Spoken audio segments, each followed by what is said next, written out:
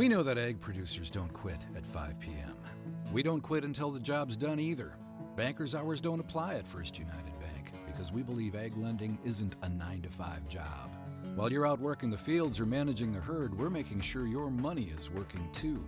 Whether it's for livestock, land, or equipment, we're one of the most dominant egg lenders in the state and have been burning the midnight oil since 1907. First United Bank. We know ag lending. We know ag.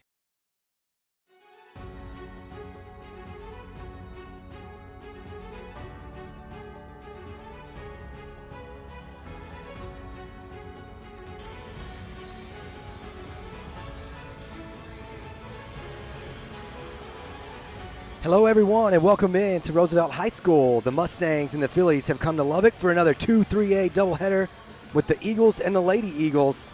We're playing Wednesday night basketball here in West Texas because of snowfall that we received Monday and Tuesday, but the snow has melted, and these district playoff races are starting to heat up. The Mustangs are 3-0 in district play and working to stay on top of the standings against a Roosevelt team that's fighting for a playoff spot. The Phillies come in 3-2. Right now, the third-place team in the standings, and tonight they're up against a Lady Eagle squad that's positioning itself for a playoff berth too. So this is the First United Bank pregame show here on the Shallow Water Sports Network, and we'll get you ready for both of these games. I'm Nathan Riojas with you on the call tonight. Angel Flores and Dade Irvin working the cameras to bring you all the shots. And, of course, the producer, Jake Warren, putting all of it together and sending it to your TV screen. Let's talk about this girls matchup first. The Phillies come in 20-9.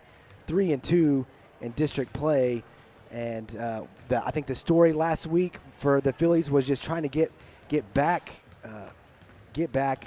in rhythm offensively and get back feeling comfortable. And I feel like they did that for the most part. You saw a pretty good offensive performance as a team against Slayton on Friday night. The Phillies come away with a 55-26 win, and you take a look at some of those stats.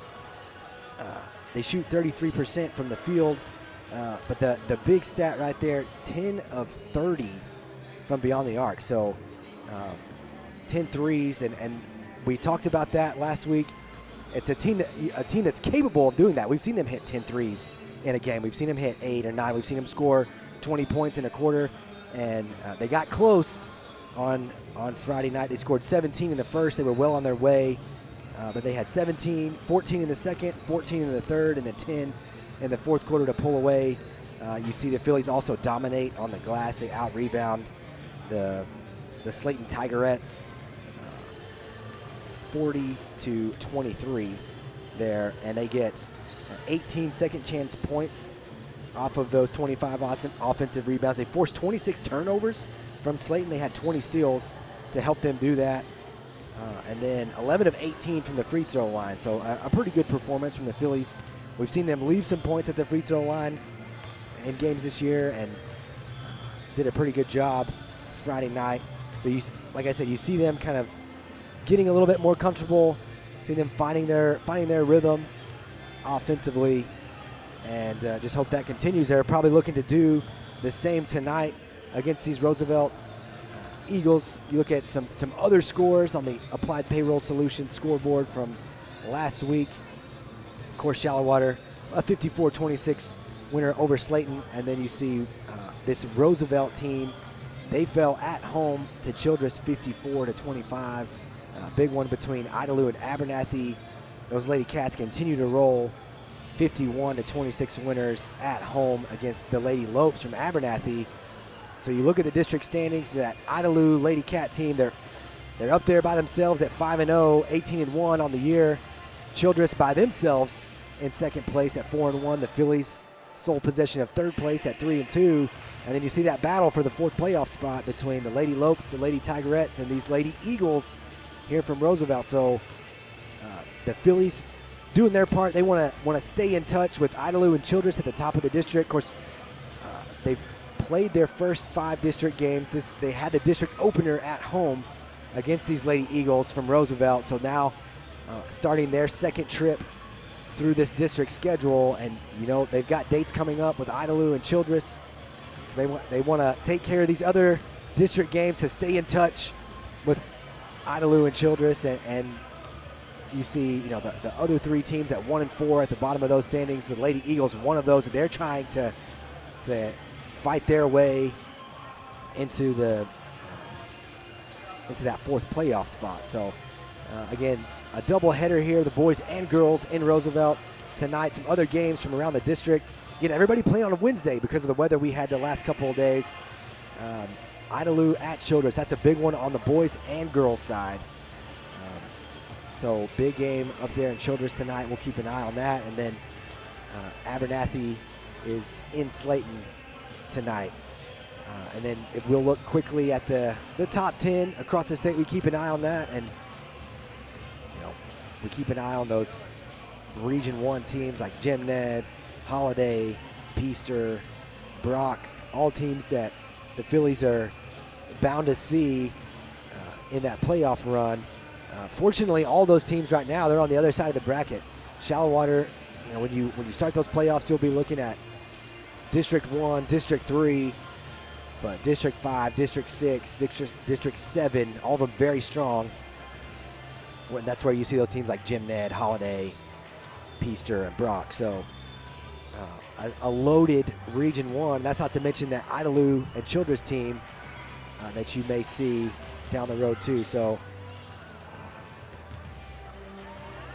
very nice, very difficult road to San Antonio for anybody in Region 1. And we get to tonight's Spotlight Player of the Game.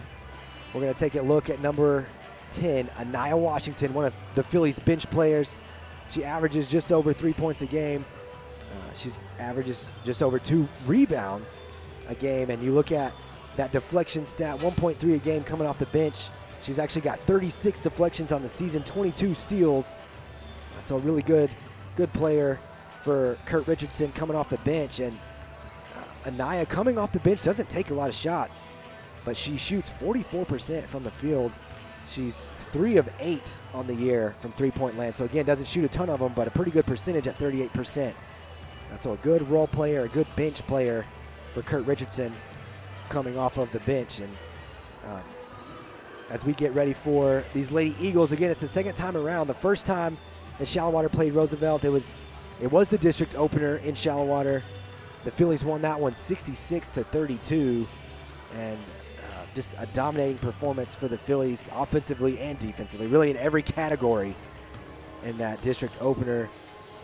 They were 10 of 28 from beyond the arc. They shot 42% from the field. They were 48% from inside the arc. So 48% from 2-point range, and then 36% from beyond the arc. So a really good night offensively. The Phillies also went 10 of 11 from the free throw line in that game.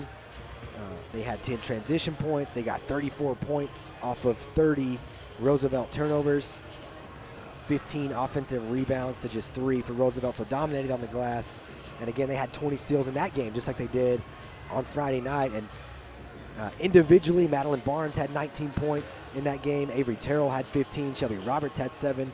So you'll be looking to see, or at least the Eagles will be looking to see if they can slow them down. It's always interesting to see some of the adjustments that are made the second time around. And on the other side of the ball for Roosevelt, Breck Wheeler, their sophomore guard, number 10, she was their leading scorer. She had 12 points on 6 of 8 shooting.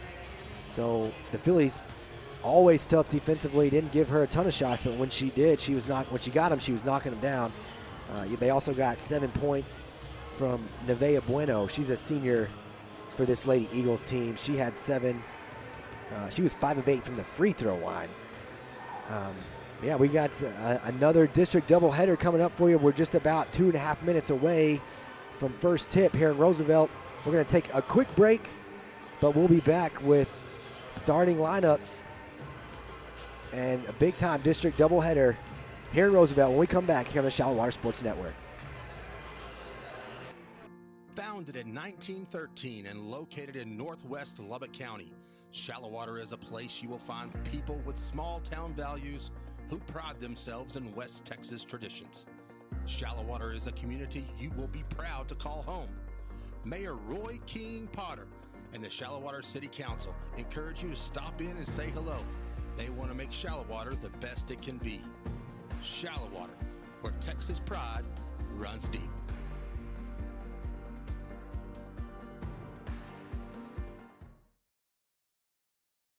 We know that egg producers don't quit at 5 p.m. We don't quit until the job's done either. Bankers' hours don't apply at First United Bank because we believe egg lending isn't a 9-to-5 job.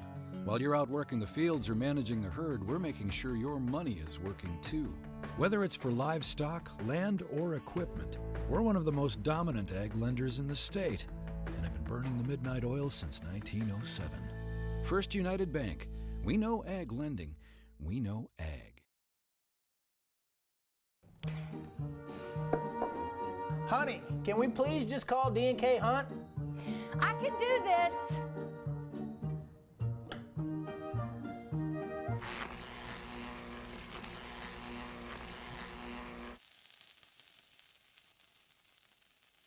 Yeah, I'm calling D&K Hunt Electric.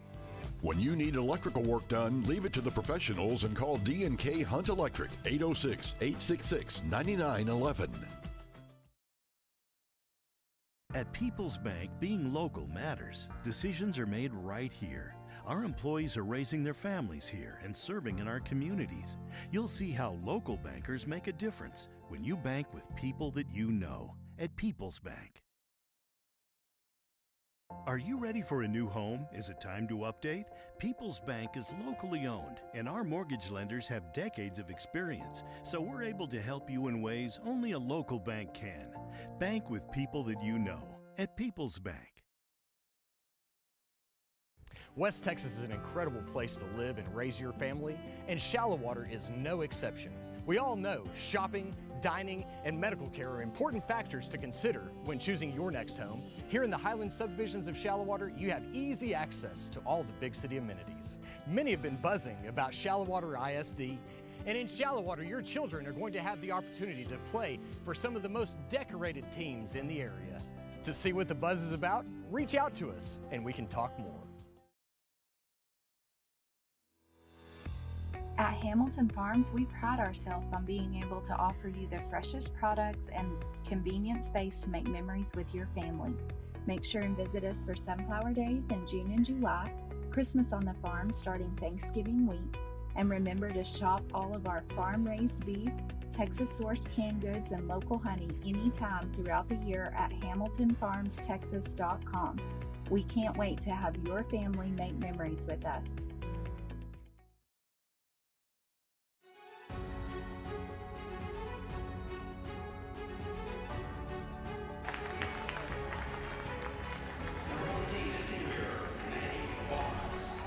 Welcome back to Roosevelt here on the Shallowater Sports Network. Nathan Riojas and the Shallowater Sports Network crew bringing you a District 2 3A doubleheader for the Phillies and Mustangs tonight. We're on the other side of the national anthem now. We're getting team introductions and, of course, the starting lineup for your Shallowater Phillies. Number 3, Shelby Roberts. Number 4, Avery Terrell. Number 14, Madeline Barnes.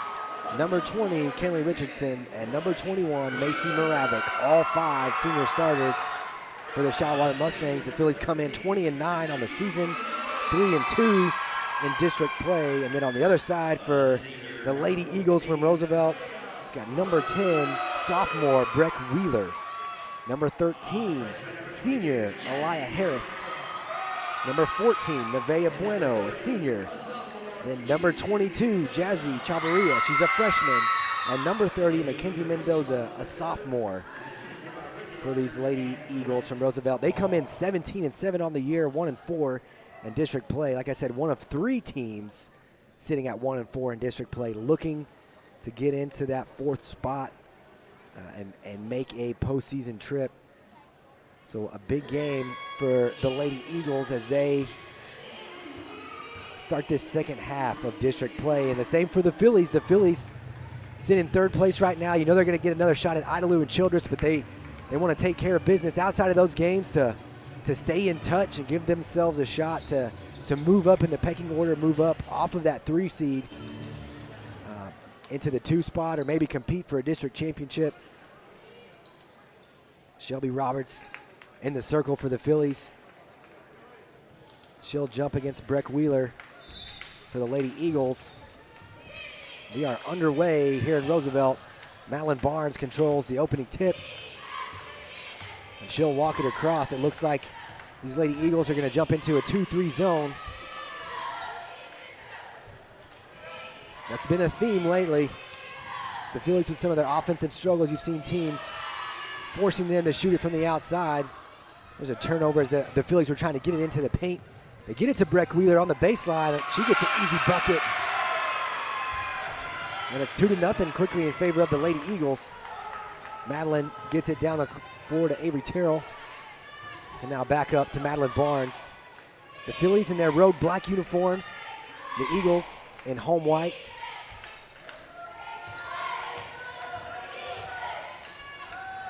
Avery Terrell on the right wing gets it into Shelby Roberts. Shelby quickly to the corner and Kinley Richardson. Avery Terrell with a deep three. That's off the mark. And a good rebound from Aliyah Harris. Ahead to Breck Wheeler. There's a corner three. Avery Terrell with the block. Jazzy Chavarria, she was letting one go from the corner. Avery got a hand on it, knocked it out of bounds.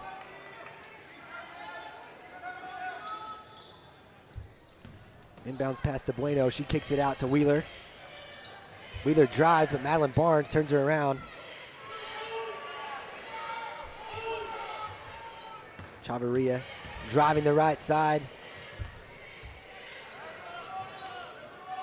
Mackenzie Mendoza on that left wing. Roosevelt being pretty patient, working it outside against this man defense from the Phillies.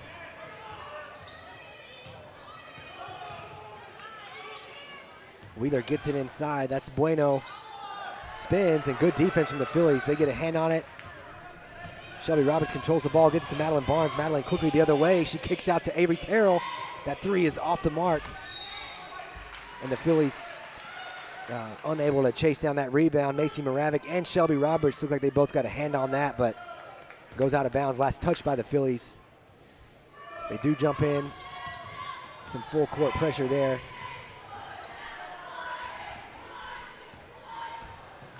Mackenzie Mendoza working on the left side. Thought about driving in, but then turns around. Wheeler's got it in the corner. And Moravik intercepts that pass to Shelby Roberts. And now Shelby looking to get to the glass. Nice, easy layup from Shelby Roberts to get the Phillies on the board.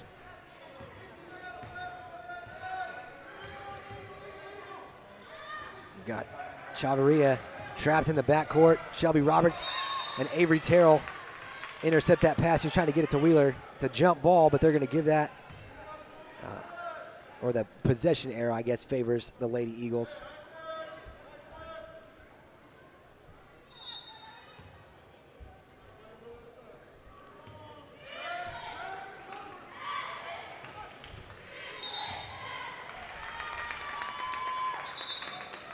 Just a mental mistake right there. You see the Lady Eagles get called for backcourt.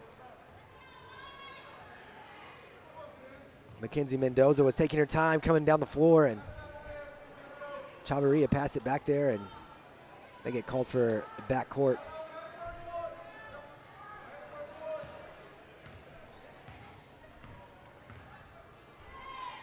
Kinley Richardson on the right wing over to Macy Moravik, and now Kinley with a little shot fake looking inside.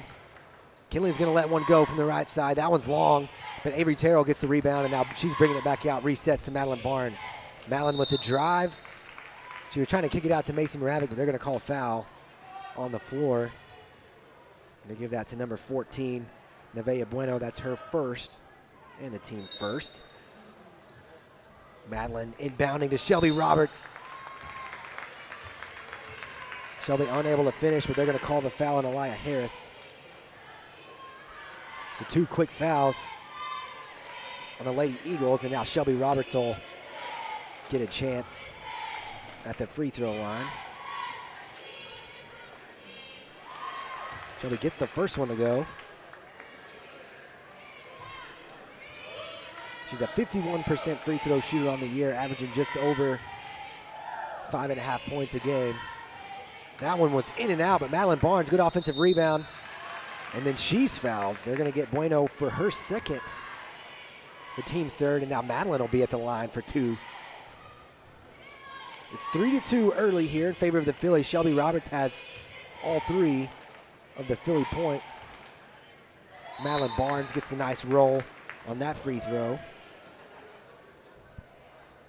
Substitution here for the Lady Eagles. Janessa Aguilar checks in. Barnes' second free throw, no good. Shelby got a hand on that rebound, but Breck Wheeler's able to control it.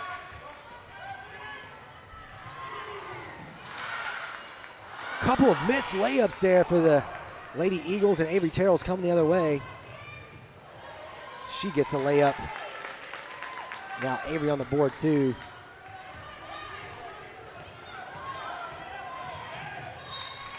Avery chasing that ball down from behind. She knocks it away from Chavarria, but the Eagles get to keep it. 4.5 minutes left here in this opening quarter.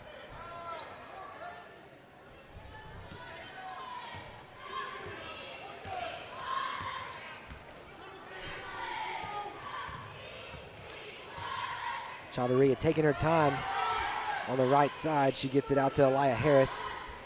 Over to Mendoza. Nice cut and nice look to get it to Chavarria on the baseline. Just unable to get that shot to go, but really the best look that the Lady Eagles have had offensively in the half court anyways.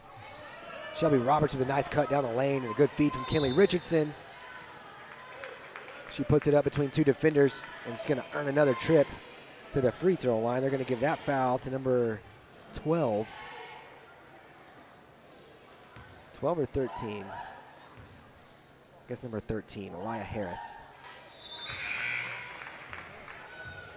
So Harris has 2, and that's the team's 4th.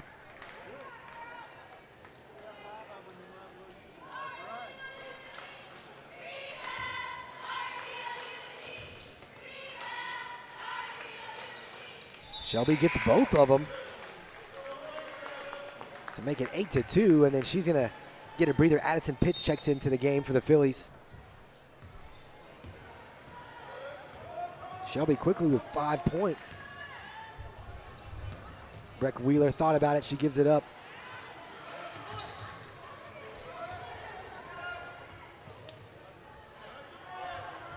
That was Molly Salinas with a defensive rebound for the Phillies, and now Madeline Barnes walking it across half court. So Madeline and Addison Pitts checked in that last stoppage. Kinley, nice entry pass to Avery. Avery to Addison Pitts. Great ball movement to get an easy look for Addison Pitts. 10-2, and Coach Jim Miller's going to call a timeout for Roosevelt. Really good ball movement for the Phillies there. You see it again, that entry pass to Terrell, then Terrell with a quick handoff to Addison Pitts, getting an easy look. That's an area that we've seen a lot of improvement for the Phillies over the last couple of weeks. Really good ball movement, getting open looks. Phillies, when they're knocking down looks and they're hitting 10 threes in a game and they're getting layups like that, this Philly team is going to be a lot to handle. Right now, 10-2. Again, Shelby Roberts has 5. Avery Terrell's got 2. Addison Pitts has 2. And Madeline Barnes with the free throw. And on the other side, Breck Wheeler, the only bucket for the Lady Eagles. But the Phillies come out shooting 60% from the floor, getting some high percentage looks. We want to welcome Sarah Batson to the broadcast. I didn't mention her at the top, but she's here. She got the iPad working stats for us again. Chavarria up top, defended by Avery Terrell, now driving left side. Gets it to Mackenzie Mendoza in the paint. Tough runner, well defended by Addison Pitts and Molly Salinas with the rebound. Madeline Barnes pushing it up the floor now for the Phillies. She runs into some Lady Eagles, but they swing it across to Avery Terrell. Open look for 3, just short. And Aguilar with that rebound. She's got it ahead to Chavarria. Deep 3. No, it's Mendoza. Deep 3 from Mendoza. Molly Salinas. Another rebound. And now Madeline Barnes pushing the floor again. She gets to the Kinley Richardson. Now Molly Salinas at the top of the key into the paint. Avery Terrell will give it to Addison Pitts. They swing it around. Now Molly's got it back up top. Fakes the pass. Puts a shot up. And Breck Wheeler with the defensive rebound for the Lady Eagles. Chavarria over to Aguilar. Aguilar with the drive. She can't finish, but she's going to get a foul. They're going to call Molly Salinas for her first. And that's the Phillies' first here in this first half.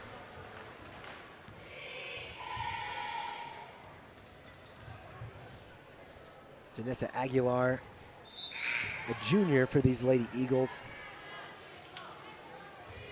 As you see Chloe McKinney check into the game for Avery Terrell and Anaya Washington off the bench for Kinley Richardson.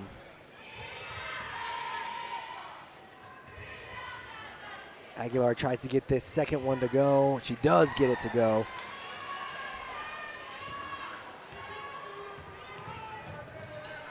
And it's 10-3. Chloe McKinney thought about driving to the basket, but now she brings it out. She gets it to Anaya Washington on the block. Madeline Barnes resetting it offensively for the Phillies. Molly Salinas now on the right wing into Addison Pitts at the elbow. Nice open look, just unable to connect. But again, the Phillies getting a good look with some ball movement. The Lady Eagles come down with that rebound, but then the Phillies are able to tie it up. Possession arrow in their favor now. So Madeline will be inbounding underneath the Phillies basket. She gets it to Pitts inside. Pitts was double teamed, kicked it back out to Madeline. Now Molly's got it up top. Right side to Madeline Barnes. That one's just a little short. Molly, and it looked like Janessa Aguilar fighting for that rebound. It was last touched by Aguilar, and again, Madeline inbounding from the baseline. She gets it to McKinney in the corner. McKinney shoots a three. Down a little off the mark. Molly's got a good offensive rebound and a second chance opportunity for the Phillies. McKinney again for three. That one was halfway down and comes out. Lady Eagles coming the other way. Avery Putman now gets it to number 40. I don't have 40 on my roster. There's Breck Wheeler on the block. She backs down McKinney but can't get the finish. And it's last touched by the Lady Eagles. Right at 112 here in this opening quarter from Roosevelt.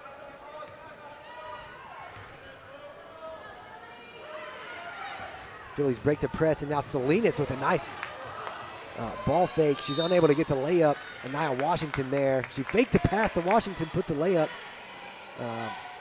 But Anaya was there for the rebound. You see this again, a little 2-on-1 opportunity. Fakes the pass, gets a good open look. Puts it up with the right hand, but Anaya with an offensive rebound earns herself a trip to the free throw line. Anaya's off the mark with her first free throw. Again, I don't have 40 on my sheet, but it looks like Puente, Anaya Puente. I have her as number 35 on my sheet. Now you see Anaya get that free throw. It's 11-3. Anaya may be a little too aggressive in the backcourt with that full court pressure. She gets called for her first foul. Just the team's second.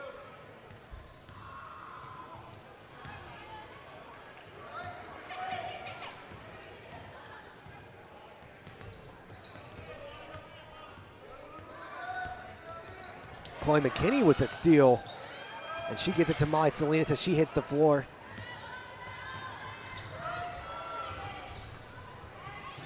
Nice hustle by Chloe, too, to save that pass. And now she's got it on the baseline to Addison Pitts. Good feed. Addison with another layup. It's 13-3, under 30 seconds left to go in this first quarter. Madeline Barnes applying the pressure. That's Avery Putman coming up the sideline for the Lady Eagles, a freshman. Madeline, they're going to call her for the block, though. That's her first foul. The Phillies' third now. Molly Salinas steals that inbounds pass. Trying to go up. She turns around. She tried to get it to McKinney. They're going to call her for a travel. Looked like Putman was sneaking up behind her, trying to get a hand on it. And when she turned around to get it to Chloe, she travels. You see Putman getting her hand in there. She gets it up to Chloe, but they call her for steps. And now 13 seconds as the Lady Eagles inbound. Chloe knocks that one out of bounds. Another deflection for her. on the stat sheet.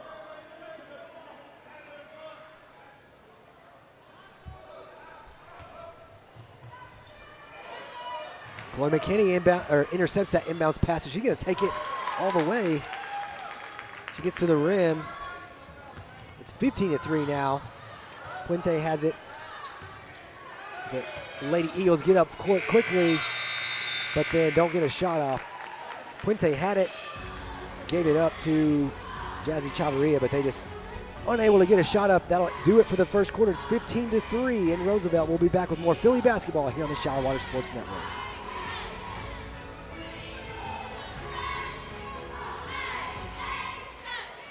As Shallow Water continues to grow and improve, so does our school district.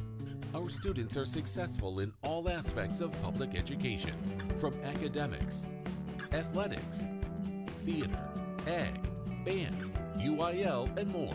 Shallow Water ISD is truly blessed by everyone that is a part of our school system because of a community that is second to none. Shallow Water ISD, in a class of our own.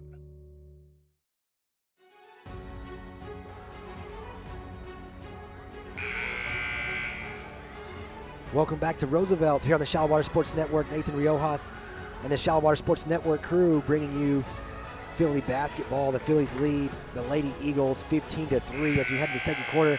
We mentioned that shooting percentage for the Phillies really good to start this game. It cooled off a little bit. Now 5 of 14 from the field, shooting 35%. 5 of 8 from the free throw line, though. 0 for 7 from beyond the arc. So that's kind of the key factor in driving down that shooting percentage, that field goal percentage for them, but doing a really good job on the glass, getting some second chance points and getting some easy buckets. Addison Pitts with a couple of opportunities. You see that ball pressure from the Phillies, full court man defense, and some young guns there for the Lady Eagles. Freshman Jazzy Chavarria, the second time that she's been called for a backcourt violation. Another turnover for these Phillies. Macy Moravec in the lane. Puts one up off the glass. McKinney with the rebound. Good offensive rebound. Gets it out to Shelby Roberts. Shelby drives in the lane. Gets it to Kinley. Good ball movement from the Phillies. Moravec now looking baseline. Kicks it back out to Shelby. And Shelby with the skip pass to Avery. Good look from Moravec in the lane. They're going to call her for a travel. Looked like she kept that right foot planted. Good look from the Phillies. Good ball movement to get a couple of open looks on that possession. Another offensive rebound to get multiple looks on a single trip. Avery working on a steal. She gets it, and then she was looking for Kinley on the block. Kinley's able to track it down, but that gives the Lady Eagles time to get back in transition. Kinley for 3 from the corner. Not there, but Macy Moravec gets that offensive rebound. Another second chance for the Phillies. Shelby working inside. A lot of contact, but no call. And then you see Tatum working for a jump ball in the paint right there. The possession arrow favors the Lady Eagles, so they'll get to keep it. The Phillies now 0 for 8 from three-point range. But they've done a pretty good job so far of getting to the glass and getting to the free throw line. 5 of 8 from the line. Avery another 3. That one's off the mark. Moravec unable to get the rebound. Shelby Roberts though steals it. McKinney to Avery. Terrell into the basket, just unable to finish from close range. Again, Shelby on the floor fighting for a loose ball. Breck Wheeler now coming the other way to the Lady Eagles, and she'll get it out to Mackenzie Mendoza, and they'll reset. Mendoza with a deep 3 off the mark, and Avery Terrell there to grab that rebound, now pushing it up the floor for the Phillies. Avery thought about it, but she gives it up to McKinney. McKinney into Moravec, and now to Shelby on the baseline. Shelby into the paint, but gives it up to Avery. Avery, little dribble drive to get to the free throw line, and a nice look for her. She's got 4 now. It's 17-3 in favor of the Phillies. Good job of breaking the press. Get an open 3, the Lady Eagles do. That's just off the mark. Good offensive rebound. Mendoza with another one from the top of the key. And now McKinney, Tatum McKinney with the defensive rebound.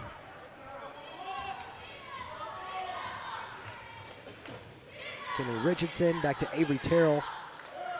Moravec inside the free throw circle. Tatum back to Macy, back to Shelby inside. Avery's wide open, top of the key. She lets it go. That one's clean. So Avery gets that one to go from inside the paint and then connects on that three. 5 quick points for her. She got 7 on the game. Not a bad look for Janessa Aguilar. She got in the lane but unable to finish. They are going to call the foul though. Take a look at this replay. Avery Terrell just wide open. Clean look for her. Avery knocks it down, nothing but the bottom of the net. On the other end, they got Avery for her first foul, the team's 4th, and this is Janessa Aguilar at the free throw line for the Lady Eagles. She gets the first one.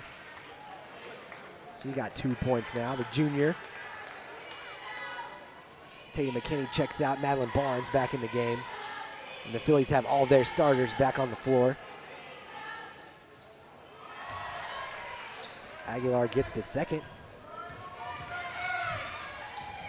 20-5 now in favor of the Phillies. Quickly down the court.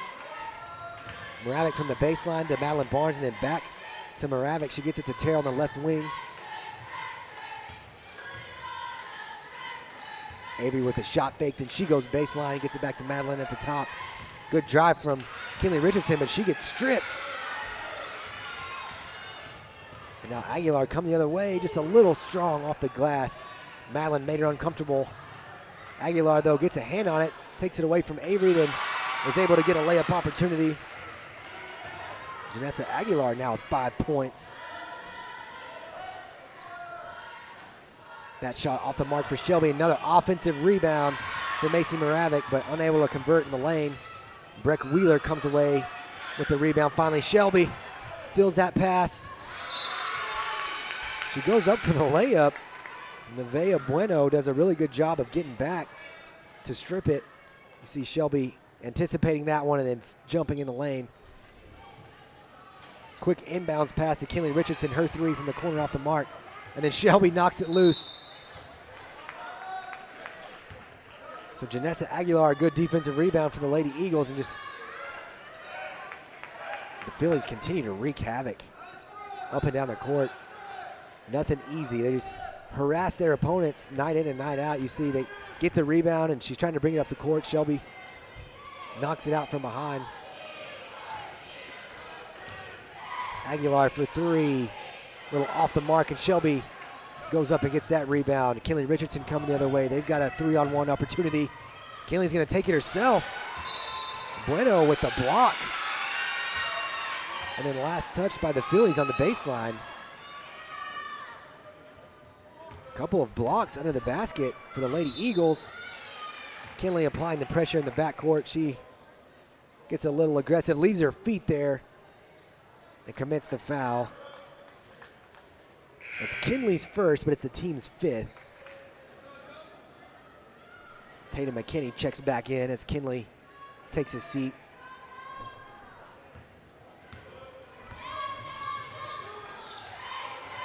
More than midway through this second quarter here, Avery Terrell jumps in the passing lane. Breck Wheeler was a little late breaking to that pass. They're going to call her for a foul. That's her second. And now the team's 6th. Chloe McKinney gets it into Madeline Barnes, and now Chloe's got it on the right wing. She gets it to Moravec down in the right corner. Back out top. Phillies do a good job of avoiding the backcourt violation, and now Madeline's got it in the lane. She goes up between a couple of Lady Eagles, and they are going to call a foul. Looks like they're going to give that one to Breck Wheeler. That's her third now. No, that's her first, excuse me. So good hustle from McKinney to Avery. Both of them saved it. Madeline gets to the line. Madeline knocks down her first. It's just Breck Wheeler's second. But it is the team's 7th foul, so the next one will have the Phillies in the bonus. Madeline Barnes gets her second.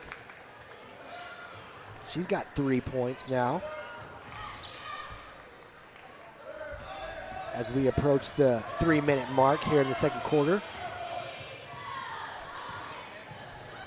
Mackenzie Mendoza throws that ball away. Barnes gets it to Moravec, and now Moravec's pushing it up the floor.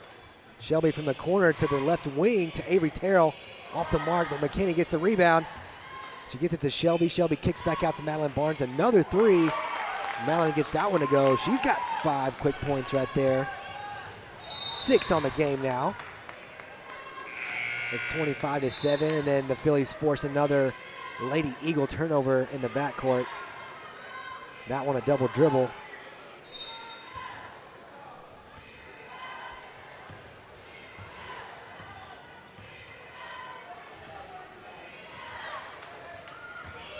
Chloe McKinney with a dribble drive. She gets to the top of the key to Shelby Roberts. Shelby knocks down a 3. She has 8 now, and it's 28-7. Phillies applying the pressure, and we get a timeout from Jim Miller on that Roosevelt bench. Take a look at this replay. Again, good ball movement from the Phillies. Chloe drives in, makes that defense collapse, gets it to Shelby at the top of the key, and Shelby a good job of knocking it down. So the Phillies not with a very impressive clip there at the line now. 3 of 13 from beyond the arc, but they've hit a few of them now.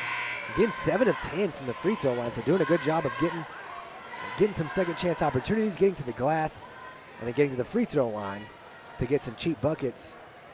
Again, doing what they do almost every night that we see these Phillies play basketball. They're forcing a lot of turnovers, really not giving up very many shots to these Lady Eagles. Lady Eagles having a hard time getting on the scoreboard. Right now it's 28-7.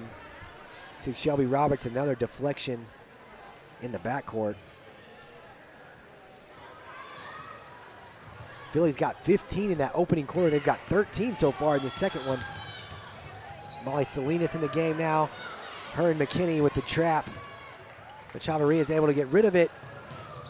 Putman's able to chase that down and avoid the turnover so far for the Lady Eagles. There's a deep 3 from Mackenzie Mendoza off the mark.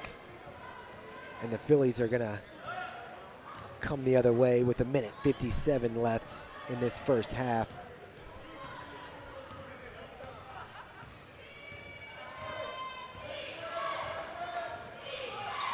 Shelby Roberts with a kick over to McKinney. McKinney drives baseline.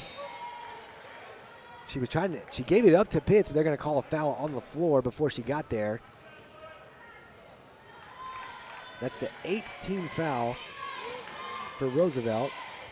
So it will be a 1-on-1 opportunity for Chloe. They called it on Jazzy Chavarria, that's her first. That one off the mark, but offensive rebound, Shelby Roberts. Shelby's gonna get a trip to the free throw line.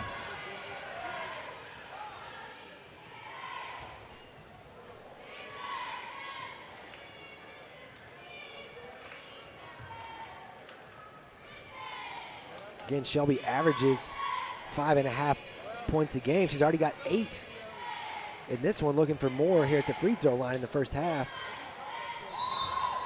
She gets the first one. Tatum McKinney checks in for Chloe McKinney. It looks like Anaya's gonna be, she's sitting at the table, maybe gonna come in for Shelby after this free throw. Shelby gets both of them. She's got 10. And there you see that substitution. Anaya Washington checking in.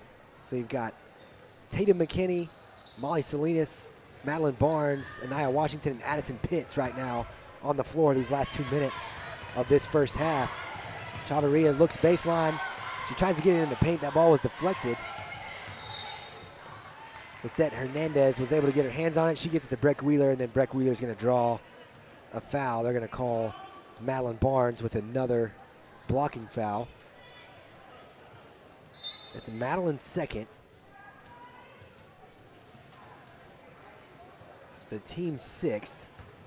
So not quite in the bonus for these Lady Eagles here in the first half. Flirting with a 5-second call right now, and the Phillies got it. We see that over and over again. Especially with younger players. Mackenzie Mendoza, sophomore. She's having a hard time. Jazzy Chavarria, freshman, working against that man pressure from the Phillies. It's not uncommon for the opponent to have a hard time getting the ball in bounds. Nice look from Molly Salinas. She gets it into Nia Washington in the paint, and Nia gets to the bucket and draws the foul.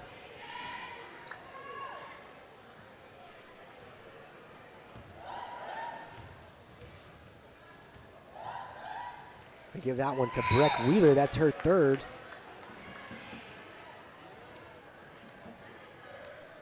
And Nia gets that first free throw to go. And Nia's a 50% free throw shooter on the year, just averaging 3 points a game. She gets that one to go too. She's right at 3 points. She's got 3 here in this first half. It's 32-7. The Phillies continue to do a really good job at the free throw line. Over 70% now. Kinley Richardson just takes it away from Chavarria on the sideline over there. Now she's coming, gets all the way to the glass, just a little strong. Unable to finish. Chavarria's got that rebound coming the other way, but McKinney picks her pocket to Nia Washington. Good look, and it just bounces around. Pitts gets a rebound, unable to get the finish, gets her own rebound. Another shot, unable to go. Molly Salinas grabs it on the floor. Nia Washington to McKinney. Now Kinley Richardson's got it back up top. They're going to reset a little. They get it to Nia Washington at the free throw line. Into Pitts, good feed. But again, unable to finish. It looked like Avery Putman might have got a hand on that. 30 seconds now in this first half. The Phillies got several shots on that trip. Just unable to convert.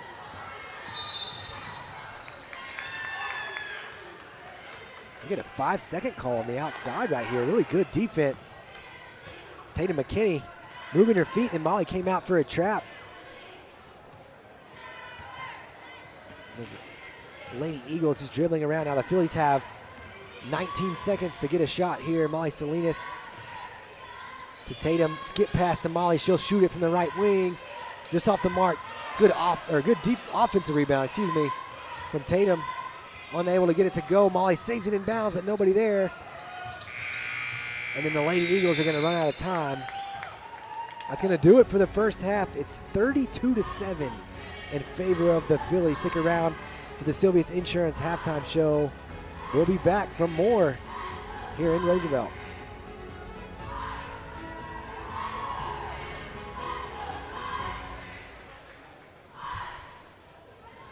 For nearly 70 years, the Sylvia's family has provided the nation's farm producers with risk management solutions based on the idea that success comes by putting the client's needs first and trusting that through product innovation, helpful analytic support, and a high level of service, lasting relationships will develop, ensuring a future for these farms and producers and for their friends at Sylvia's Insurance. For all of your crop insurance needs, contact Josh Kinney or Brian Schmucker, 806-272-3193. At Sylvia's Insurance Group, we cover your hide.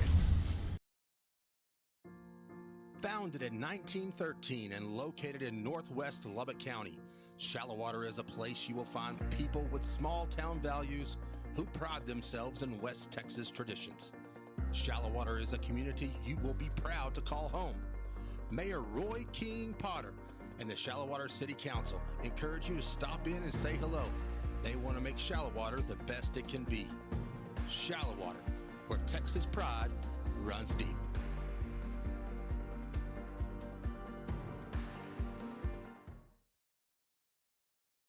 We know that egg producers don't quit at 5 p.m.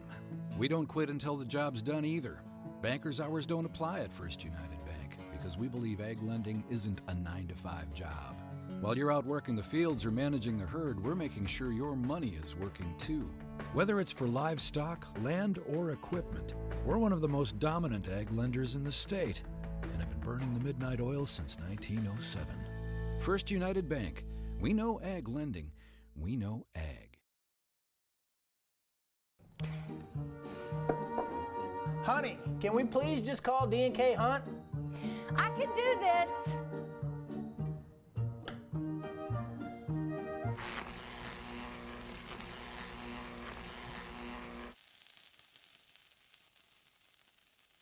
Yeah, I'm calling D&K Hunt Electric. When you need electrical work done, leave it to the professionals and call D&K Hunt Electric, 806-866-9911. At People's Bank, being local matters. Decisions are made right here. Our employees are raising their families here and serving in our communities. You'll see how local bankers make a difference when you bank with people that you know. At People's Bank. Are you ready for a new home? Is it time to update? People's Bank is locally owned, and our mortgage lenders have decades of experience, so we're able to help you in ways only a local bank can. Bank with people that you know at People's Bank. West Texas is an incredible place to live and raise your family, and Shallow Water is no exception.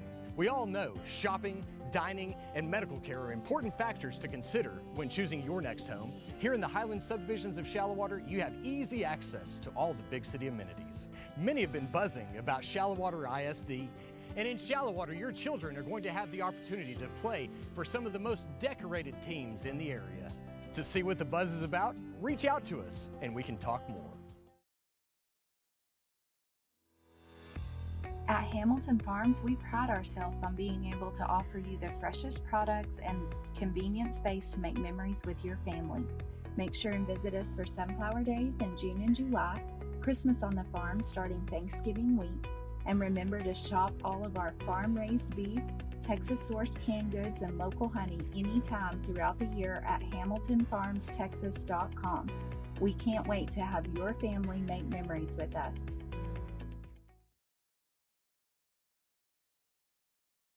At Carter and Raider, we have deep roots right here in West Texas. Born and raised in Lubbock County. We bleed red and black. Since 2009, we have invested in our clients, in our neighbors, in our communities. We pride ourselves in the values that make West Texas great: integrity, hard work, and the relentless pursuit of success. Give us a call if you are in need of aggressive and personalized representation, and let our 25 years of combined experience go to work for you.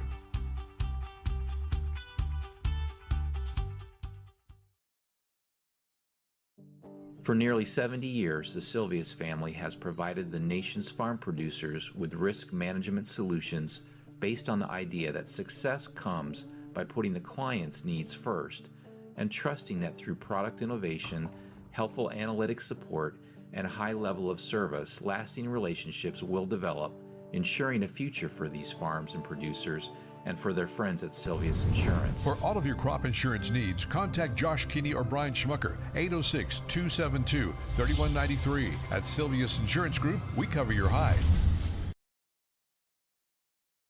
As Shallow Water continues to grow and improve, so does our school district. Our students are successful in all aspects of public education, from academics, athletics, theater, ag, band, UIL, and more. Shallow Water ISD is truly blessed by everyone that is a part of our school system because of a community that is second to none. Shallow Water ISD, in a class of our own. Founded in 1913 and located in northwest Lubbock County, Shallow Water is a place you will find people with small town values who pride themselves in West Texas traditions. Shallow Water is a community you will be proud to call home. Mayor Roy King Potter and the Shallow Water City Council encourage you to stop in and say hello. They want to make Shallow Water the best it can be. Shallow Water, where Texas pride runs deep.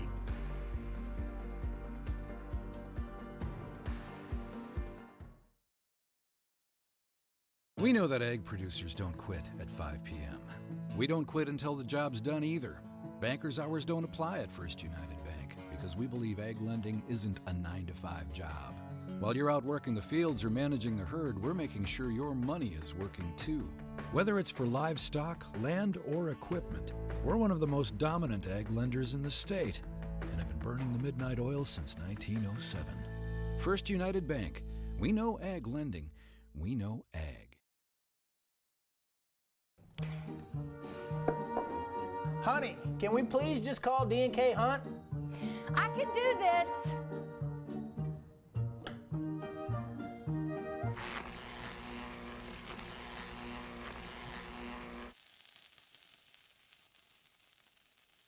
Yeah, I'm calling D&K Hunt Electric. When you need electrical work done, leave it to the professionals and call D&K Hunt Electric, 806-866-9911. At People's Bank, being local matters. Decisions are made right here. Our employees are raising their families here and serving in our communities. You'll see how local bankers make a difference when you bank with people that you know. At People's Bank. Are you ready for a new home? Is it time to update? People's Bank is locally owned, and our mortgage lenders have decades of experience, so we're able to help you in ways only a local bank can. Bank with people that you know at People's Bank. West Texas is an incredible place to live and raise your family, and Shallow Water is no exception. We all know shopping, dining, and medical care are important factors to consider when choosing your next home. Here in the Highland subdivisions of Shallow Water, you have easy access to all the big city amenities. Many have been buzzing about Shallow Water ISD, and in Shallow Water, your children are going to have the opportunity to play for some of the most decorated teams in the area. To see what the buzz is about, reach out to us and we can talk more.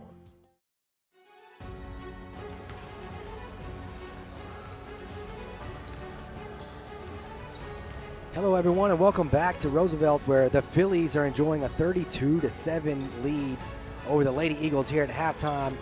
Nathan Riojas here with Jake Warren, Sarah Batson, Dade Irvin, and Angel Flores. I'm bringing you this broadcast tonight. Right now, it's the Silvius Insurance Group halftime show.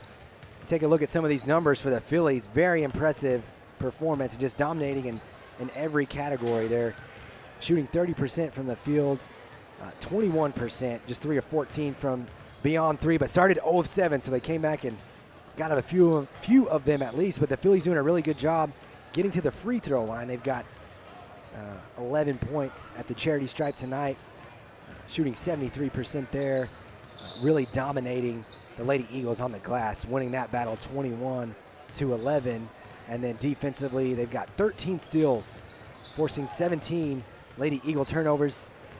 And I think a stat that I always pay attention to, of their 9 buckets, they've got 7 assists on those for the Phillies. So just, again, a very impressive performance for the Phillies, forcing those turnovers like they do, dominating on the glass, getting second chance opportunity after second chance opportunity.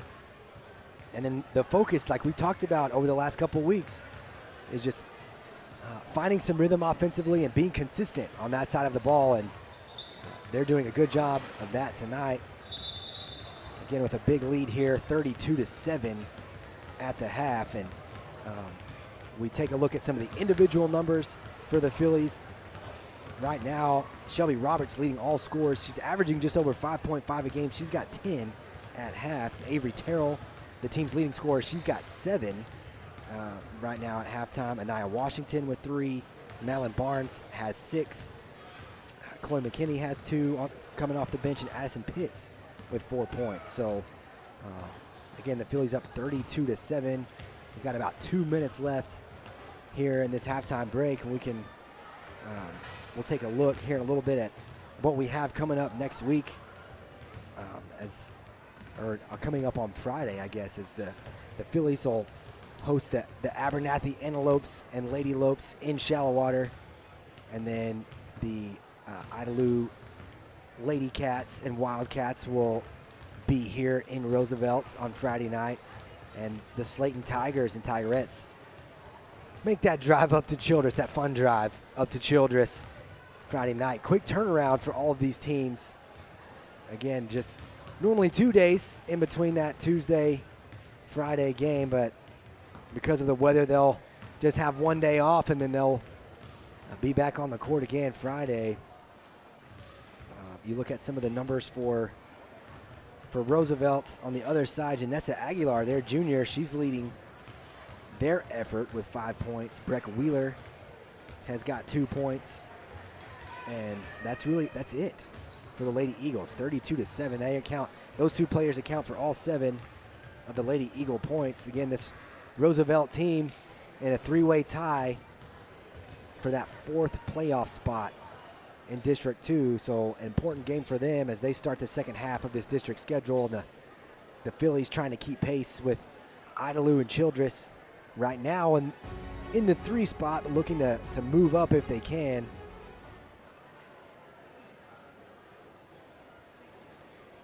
We're getting set now. Both teams coming back out on the floor. Looks like the starting 5 back on the floor for the Phillies to start this second half. Kinley Richardson, Shelby Roberts, Macy Moravec, Avery Terrell, and Madeline Barnes. 16 minutes left here in Roosevelt.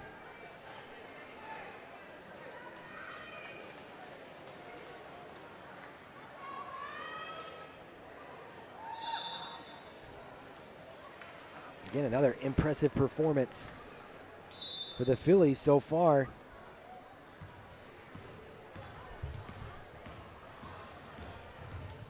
Chavaria's got it on the right wing over there. Defense applied by Avery Terrell. Now she drives inside. She gets to the elbow but kicks it out to Breck Wheeler. That pass is deflected by Macy Moravec. She saves it in bounds. But the Lady Eagles there, they're looking to get it inside to Nevaeh Bueno, but Macy again intercepts that pass. Another steal, another Lady Eagle turnover.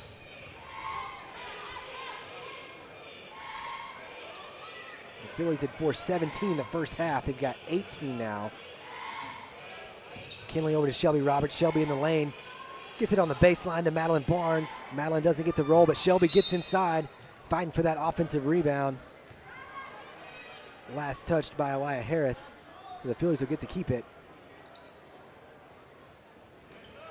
Nice look to Shelby. They get it to her on the block, but good defense. Good recovery by Breck Wheeler.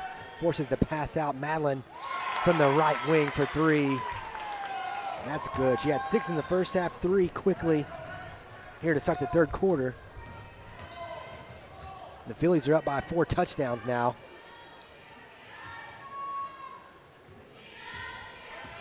Mackenzie Mendoza dribbling around the arc, trying to get the ball inside. Shelby Roberts denying that inbounds pass. Elia Harris now at the top of the key. She gives it up to Chavaria. She's trapped by Macy and Avery on the right side, and then she throws it away. Madeline there to intercept the pass. Madeline dribbled it off her knee, out of bounds, but it was last touched by Chavaria. So Phillies catch a break. She'll get to keep that. Well, the Phillies get to keep possession. Now Avery Terrell bringing it across midcourt for the Phillies. Kinley Richardson to Madeline Barnes on the baseline. And now Shelby looking for Madeline on the baseline, trying to get her cutting to that left corner. But that pass is a little bit too much for Madeline to handle. The Phillies turn it over there in the half court. Pace has slowed down a little bit here so far in this third quarter. Avery and Kinley work a trap. Kinley almost had a jump ball. Madeline deflects that one out of bounds. A little bit of contact, no call. And then they're going to give the ball to the Phillies. They're going to say that was last touched by Breck Wheeler. So you see again that trap from Kinley and Avery, and then Madeline. Yeah, Breck Wheeler was trying to save that inbounds. Unable to do that. She had her foot on the sideline, and the Phillies force another turnover. Shelby Roberts down the baseline, trying to work to the basket. Gives it up to Madeline Barnes in the corner. Madeline looking for Kinley across the way, but way too strong. She passed that one straight to Kurt Richardson. Maybe too much time in the weight room for Madeline. Too strong.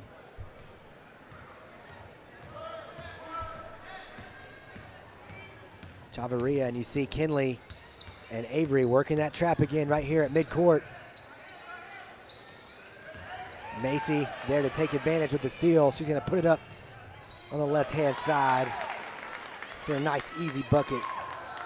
Macy's got 2. Lady Eagles quickly the other way, but again, trapped in the corner. And Shelby Roberts comes up with another loose ball. She's trying to get to the glass. Gives it up to Macy. Nice look. Nice assist from Shelby to get Macy an easy look. And Macy with 4 quick points in transition. It's 39-7 now. Take a look at that one more time. Shelby does a good job of drawing the defender to her and then gets it to Macy right at the last second. Macy puts it up off the glass. Philly's getting some transition buckets. They've done a good job of that tonight, getting some points in the paint. getting some easy ones and then getting to the free throw line to get some freebies. Knocking those down tonight too. 11 of 15 in the first half from the free throw line. They continue to turn over the Lady Eagles at a very high clip. It's 37-9 now, and Jim Miller with a full timeout here, trying to help his girls out against this full court pressure. Shelby Roberts still leads the Phillies. She's got 10 points. And Madeline Barnes has 9. Avery Terrell with 7. Macy Moravik with 4. Addison Pitts with 4. Chloe McKinney has 2. The Phillies have stretched it out here in this third quarter.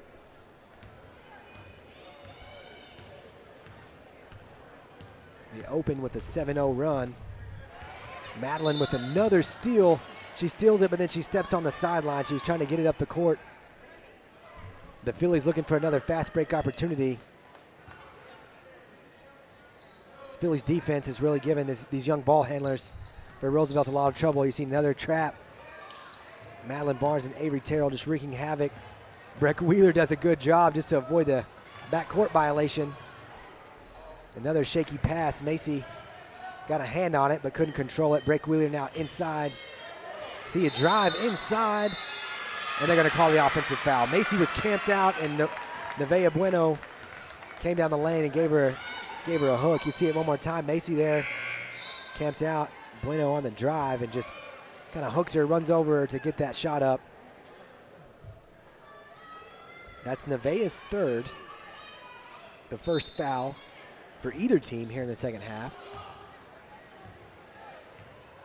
Well, I have her with 3. They've got 4 on the scoreboard, so I'm not sure if that's 3 or 4. We'll go with 4.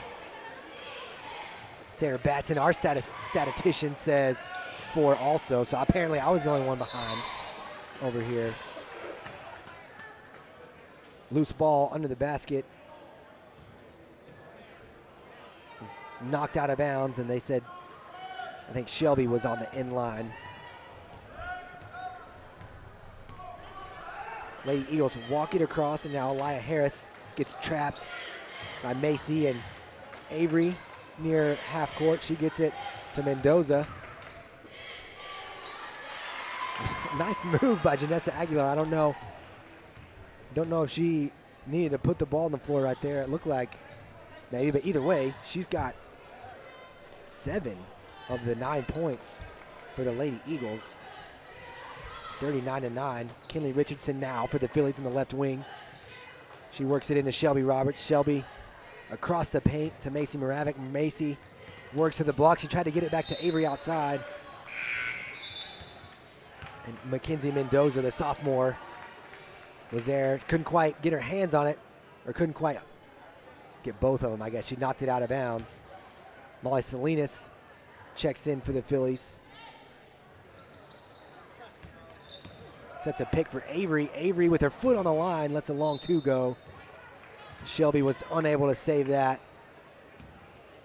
Looking for another offensive rebound, but her foot was on the line. The Phillies backing off. No full court pressure here, but still trapping in the half court. And Naya Puente, nice feed to Breck Wheeler in the paint, but Breck kicks it back out. Elia Harris, tough shot, well defended. Madeline Barnes gets a defensive rebound, and then they're going to call Mendoza over the back. That's Mackenzie's first. Now Roosevelt's second team foul here in this third quarter as we approach 3 minutes to play. Phillies cruising in this one. Deep 3 from Kinley Richardson, why not? And that's kind of been the theme for the Phillies this year. When they start making those threes, they make them in bunches. Kinley's first 3 points of the game.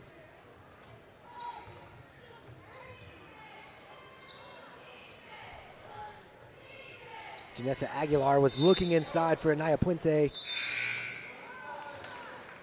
Looked like the Phillies got a hand on that, but they're going to say last touch by Roosevelt. Addison Pitts and Chloe McKinney are going to check in for the Phillies. We got Pitts, Chloe McKinney, Kinley Richardson, Molly Salinas, and Madeline Barnes on the floor for the Phillies right now.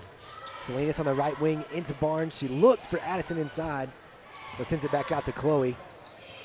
Molly now on the right wing does get it into Addison. Addison on the baseline gets it to a cutting Madeline Barnes. Good cut and a good feed. And then Madeline finishes in the paint. It's 44-9. And Madeline with 5 second half points now. She's got 11 for the game. Good drive there from Janessa Aguilar.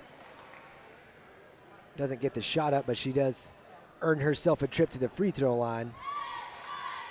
They're going to give that one to Chloe. That's Chloe's first and the Phillies' first here in the second half. Like I mentioned, Aguilar has 7 of Roosevelt's 9 points to this point, now 8.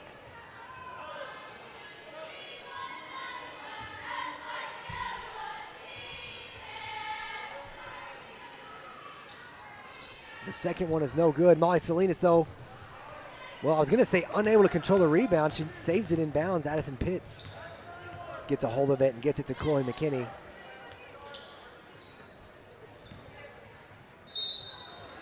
Get it inside to Madeline Barnes, and she's going to earn herself a trip to the free throw line.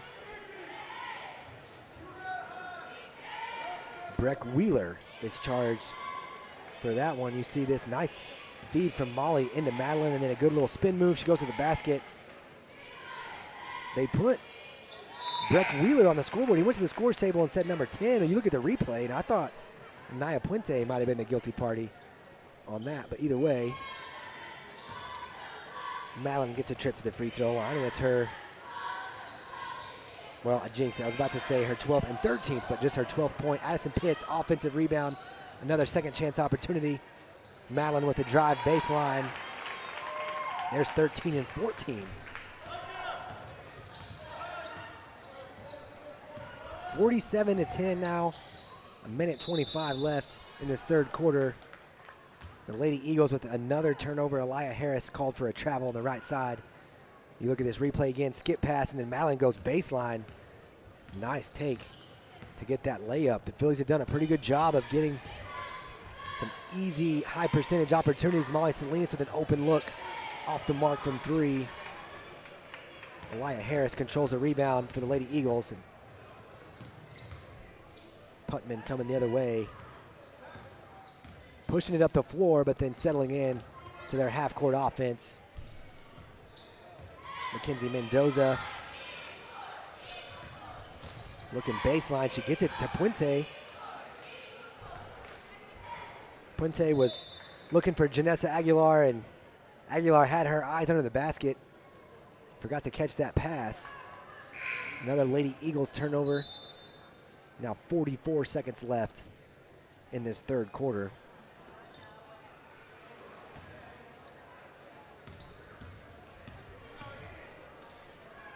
Kinley Richardson all by herself, but skip past to Molly Salinas. Salinas back to Kinley. Kinley drives inside. Free throw circle. Madeline Barnes, quick pass inside to Addison Pitts. Good ball movement to get it to Addison inside, and then she goes to get that rebound off the miss. Really good look. Quick pass from the top of the key into Addison, and then hustles down the lane to get that miss. Another offensive rebound for the Phillies, and another trip to the free throw line for Madeline Barnes.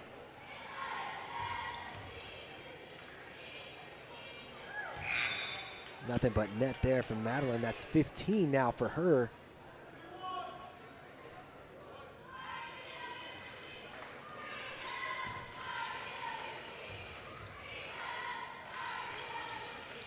Doesn't get the roll. Naya Puente. Looked like maybe she was the last one to touch it. Oh no, he did call. So they were, technically it was out on Puente, but then the official at the timeline called Addison Pitts for going over the back right there. It was a foul call. The Phillies' second of the half. It was Addison's first. Mendoza driving baseline. She gets trapped in the corner. McKinley was trailing her, and then she just throws it off of Addison's foot with 5 seconds left to go.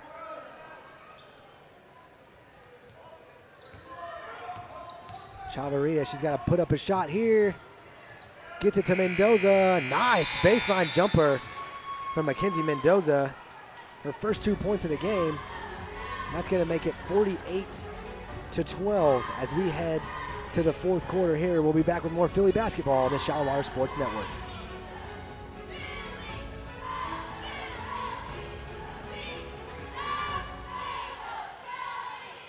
At Carter and Raider, we have deep roots right here in West Texas. Born and raised in Lubbock County. We bleed red and black. Since 2009, we have invested in our clients, in our neighbors, in our communities. We pride ourselves in the values that make West Texas great: integrity, hard work, and the relentless pursuit of success. Give us a call if you are in need of aggressive and personalized representation, and let our 25 years of combined experience go.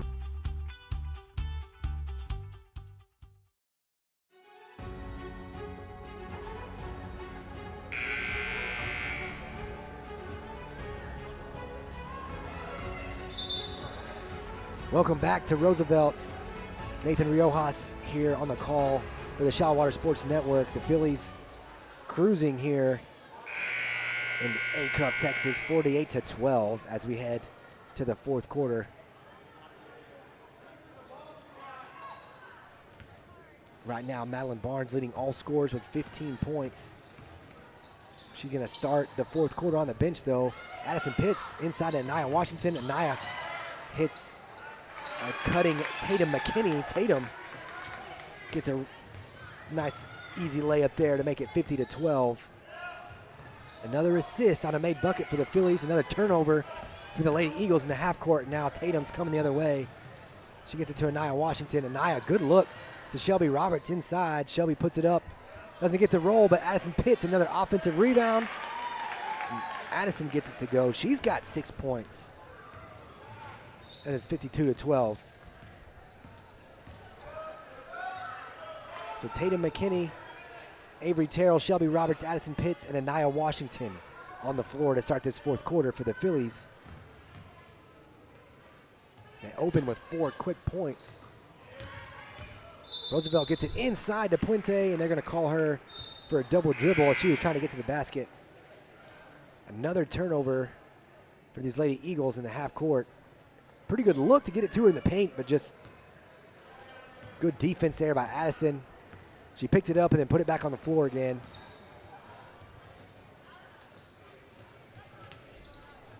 Phillies now working in the half court, get it to Addison at the free throw line. She was looking for a cutting McKinney. Now she drives baseline. Doesn't get the roll. Anaya Washington gets the offensive rebound. Another second chance opportunity, another trip to the free throw line. Anaya, who averages 3.3 points a game, she's already got 3.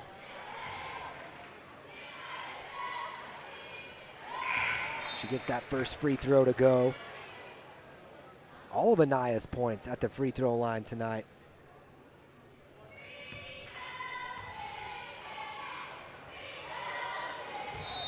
That one looked like it just slipped out of her hand, and she was laughing, getting a good little chuckle with the bench. You don't see too many free throws airballed, and they got a pretty good laugh out of that one. So Anaya's got 4 points. It's 53-12.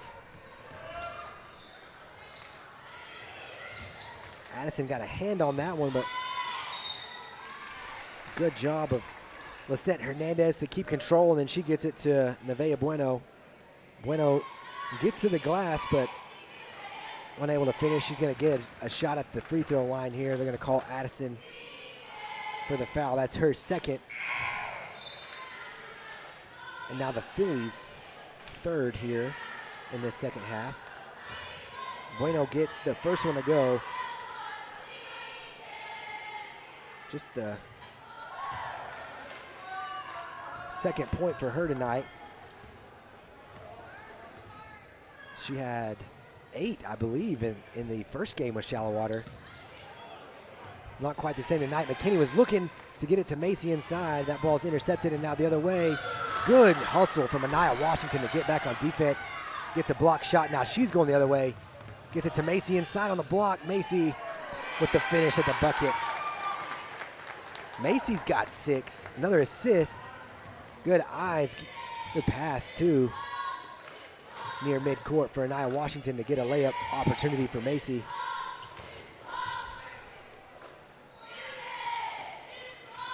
Good look in the paint, but the Lady Eagles kick it back out. Nice drive from Mackenzie Mendoza. She was going to the bucket. Avery Terrell was trailing her. She pulled up at the elbow to take a shot, and Avery just kind of runs over her from behind. Mackenzie's first free throw is good. Sophomore for the Lady Eagles has got 3 now. Their second leading scorer, actually, Mackenzie Mendoza with her 3rd and now 4th points, trailing only Janessa Aguilar.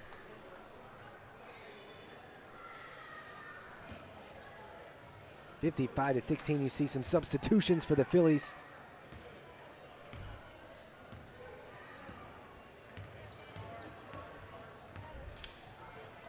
Tatum McKinney, Molly Salinas, Macy Moravec, Anaya Washington, and Addison Pitts on the floor. Anaya Washington on the post. Just a little strong off the glass. Good look.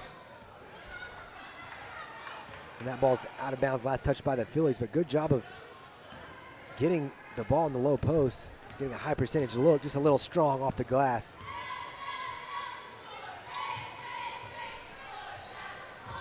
Breck Wheeler has a hard time corralling that pass over on the right wing. Tatum McKinney and Anaya Washington are going to tie her up. The arrow's in favor of Roosevelt, though, so they get to keep it. Moravec with the steal up top. Going to hand it off to Tatum McKinney, but McKinney gets her pocket picked.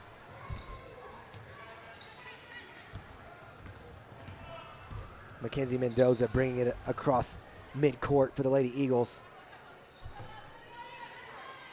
Bueno to Aguilar. Aguilar open 3. She's going to let it go. Just short.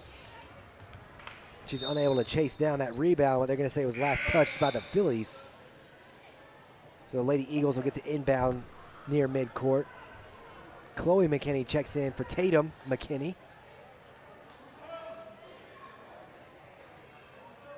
And Aliyah Harris checks in for the Lady Eagles. Lisette Hernandez goes to the bench for Roosevelt. 55-16 as we get midway into this 4th quarter here in Roosevelt. Breck Wheeler just falls down there at the top of the key. She's able to get it to Mendoza, avoid the turnover. And now Harris has it for the Lady Eagles. They keep looking inside, but the Phillies doing a good job of denying that entry pass. Addison Pitts, Molly Salinas working hard inside. Long 3, and a defensive rebound from Macy Moravec. She gets it to Anaya Washington. Anaya with a good fast break opportunity. Her first 2 points not at the free throw line tonight. She's got 6 now.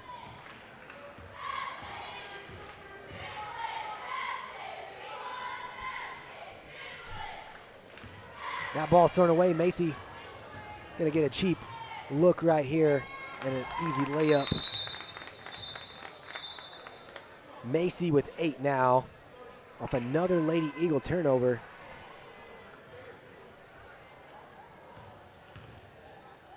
Got a whistle on the court. I'm not real sure. I think they just didn't ring the buzzer for the substitution.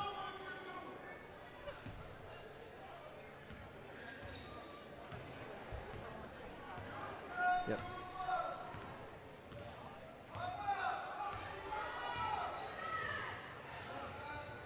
Aliyah Harris looking inside. She does get it inside to Bueno. Bueno to Breck Wheeler at the top of the key. Now Wheeler driving in on McKinney.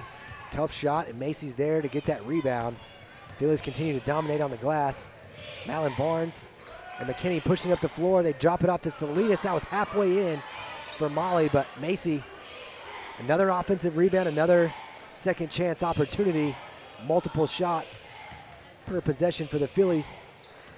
McKinney drives baseline, Kicks it out to Moravik. Molly, again, another offensive rebound in the paint. She gets tied up, but the Phillies get to keep it. Madeline Barnes will inbound underneath the Philly basket. Good look from Anaya, but she kicks out to Chloe McKinney. Chloe taking her time, gets it out to Molly at the top of the key. Good feed inside to Anaya Washington, just a little strong on the glass. I think maybe Anaya was anticipating a little contact, and she didn't get it. A little strong off the glass. Another good look, another good offensive possession, though, for the Phillies. Good ball movement. Breck Wheeler gets it inside to Bueno for Roosevelt, but kicks it back out to Harris, and now Janessa Aguilar. It's a younger Roosevelt team and running into a really tough task with the senior-laden Shallow-Water team tonight. Breck Wheeler drives. Again, she's cut off. She's got to kick it out to Harris. Offensive rebound, Bueno. Bueno now with 4 points. A rare offensive rebound in this game for the Lady Eagles. Molly Salinas, top of the key, gonna let it go. Off to the left. Janessa Aguilar coming the other way. Madeline Barnes did a good job of getting back in transition. The Lady Eagles have to kick it out and set up their half-court offense. Breck Wheeler in the corner.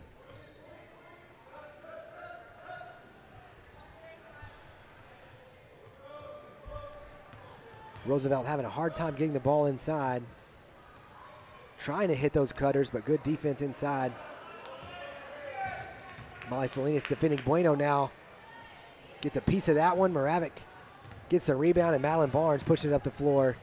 She finds McKinney just a little too much, a little too strong on that pass, and Chloe lost it out of bounds. Now Breck Wheeler going to try to get to the basket.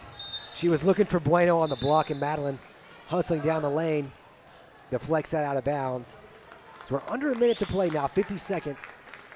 It's 59-18 in favor of the Phillies. They're going to move to 4-2 in district play.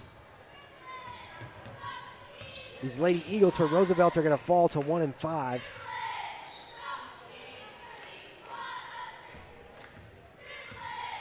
Madeline Barnes leads all scorers with 15 points.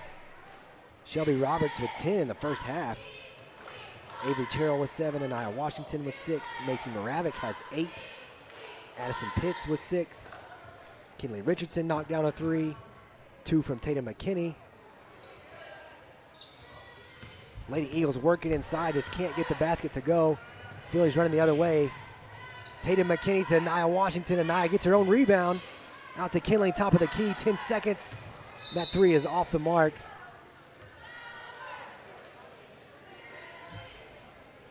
Philly's having a good time. She kind of looked over to the bench and got a laugh from Shelby Roberts. I don't know what they were talking about, but Philly's having fun in a 59-18 win.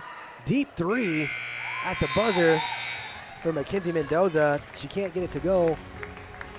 That'll make the final score 59-18 here in Roosevelt in favor of the Phillies. We'll be back with the Edward Jones, Kyle Motherall postgame show here on the Shallow Water Sports Network.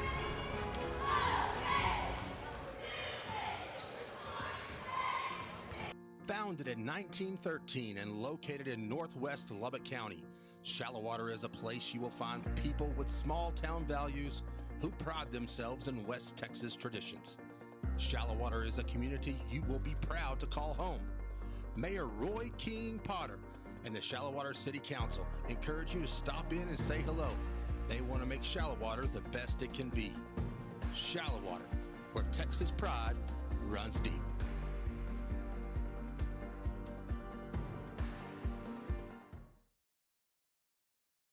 We know that egg producers don't quit at 5 p.m. We don't quit until the job's done either. Bankers' hours don't apply at First United Bank because we believe egg lending isn't a 9-to-5 job. While you're out working the fields or managing the herd, we're making sure your money is working too. Whether it's for livestock, land, or equipment, we're one of the most dominant egg lenders in the state and have been burning the midnight oil since 1907. First United Bank. We know ag lending. We know ag. Honey, can we please just call D&K Hunt? I can do this.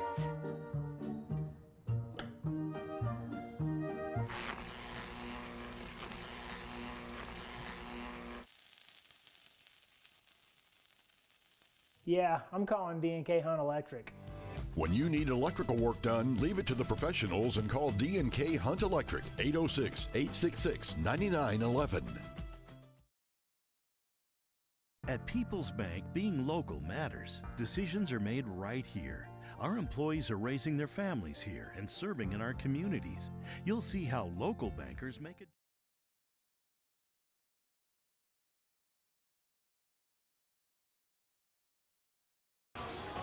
Okay, that works. Oh, okay, I'm sorry. We're back here at Roosevelt.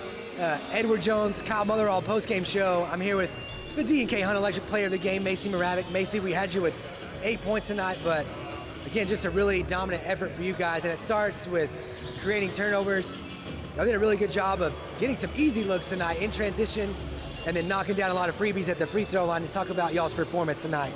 Well, we've just been trying to do as best we can and start to peak at the right time, and we have had some losses, and that's what fuels our fire to win these games, is to build that confidence again, to get the confidence brought up to play those big games.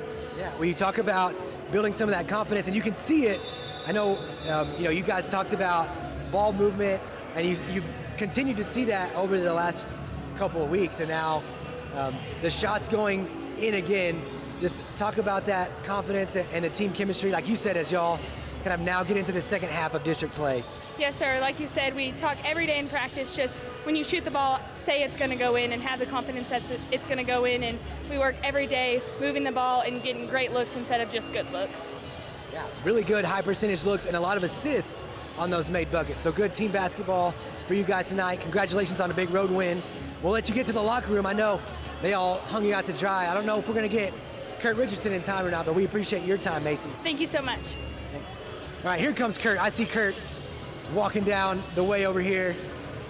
So we'll get him real fast. He's talking to Macy right now. So another impressive performance for the Phillies, 59-18. And we'll bring him right in. Kurt, we were talking to Macy. Another dominant performance for you guys. And it starts defensively, creating a lot of turnovers. Tonight, you guys got a lot of easy buckets at the paint in transition, knocking down some freebies at the free throw line. What did you think about a good team performance for you guys tonight? I just thought that's what I just told the girls. It's just a good, solid performance. It wasn't anything spectacular, but it was solid, and we did what we're supposed to do. We told them at halftime, thought we were really proud of them, how they were attacking the bucket the first half, and got them in some foul trouble, got to the free throw line, kind of opened up some other things. Defensively, like you said, we kind of kept changing it up, just trying to keep pressure on them, and the girls just did a great job flying around and really didn't give up many offensive boards either. So those are things that we can continue to build on. Yeah, really good effort on the glass. I mean, you really dominated in every statistical category. Talk a little bit about what it's like, because you play a Roosevelt team that's got a lot of younger players. You kind of have the benefit of a lot of experience on your squad this year. And that's part of the reason we wanted to put pressure on them. We knew those guys were young and still kind of learning a little bit the ins and outs of varsity basketball and how much more physical it is and faster it is. And so, I mean, that's just, it's growing pains for them. And obviously with the number of seniors we have this year, we may go through a little of that ourselves next year. But like I said, our girls are doing what they're supposed to do and pressuring them up. And tonight I thought we did a great job pressuring without fouling. And that was a big key. We were able to do all the trapping and flying around without fouling them, putting them at the free throw line. Well, as always, we appreciate your time. Thanks for running up the stairs to do this for us. No worries. Sorry, I was a little late getting up here. I forgot.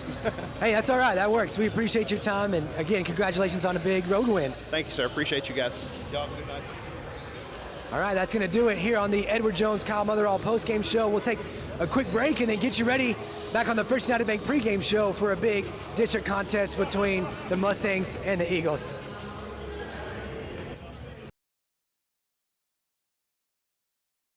We know that egg producers don't quit at 5 p.m.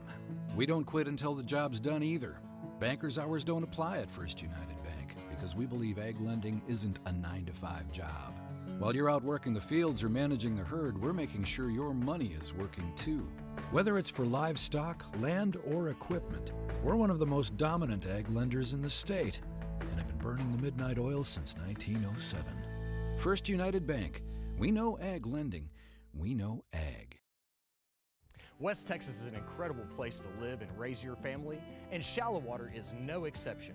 We all know shopping, dining, and medical care are important factors to consider when choosing your next home. Here in the Highland subdivisions of Shallow Water, you have easy access to all the big city amenities. Many have been buzzing about Shallow Water ISD, and in Shallow Water, your children are going to have the opportunity to play for some of the most decorated teams in the area. To see what the buzz is about, reach out to us and we can talk more. Founded in 1913 and located in northwest Lubbock County, Shallow Water is a place you will find people with small town values who pride themselves in West Texas traditions. Shallow Water is a community you will be proud to call home. Mayor Roy King Potter and the Shallow Water City Council encourage you to stop in and say hello. They want to make Shallow Water the best it can be. Shallow Water, where Texas pride runs deep.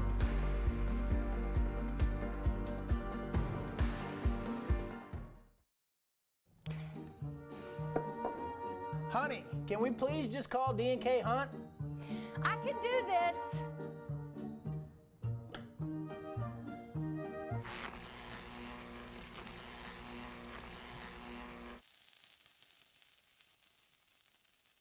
Yeah, I'm calling D&K Hunt Electric. When you need electrical work done, leave it to the professionals and call D&K Hunt Electric, 806-866-9911. Are you ready for a new home? Is it time to update?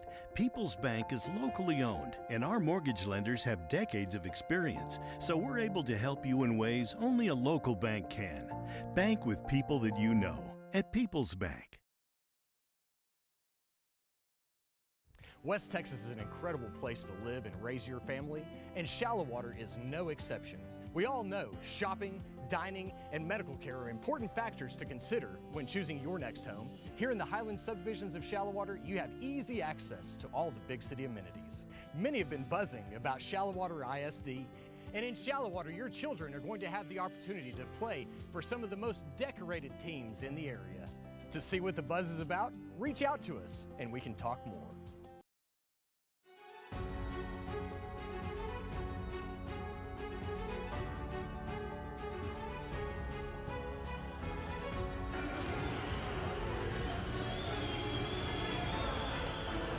Welcome back to Roosevelt as we transition from a big 59-18 win for the Phillies, now getting ready for the Mustangs and the Eagles here on the First United Bank pregame show.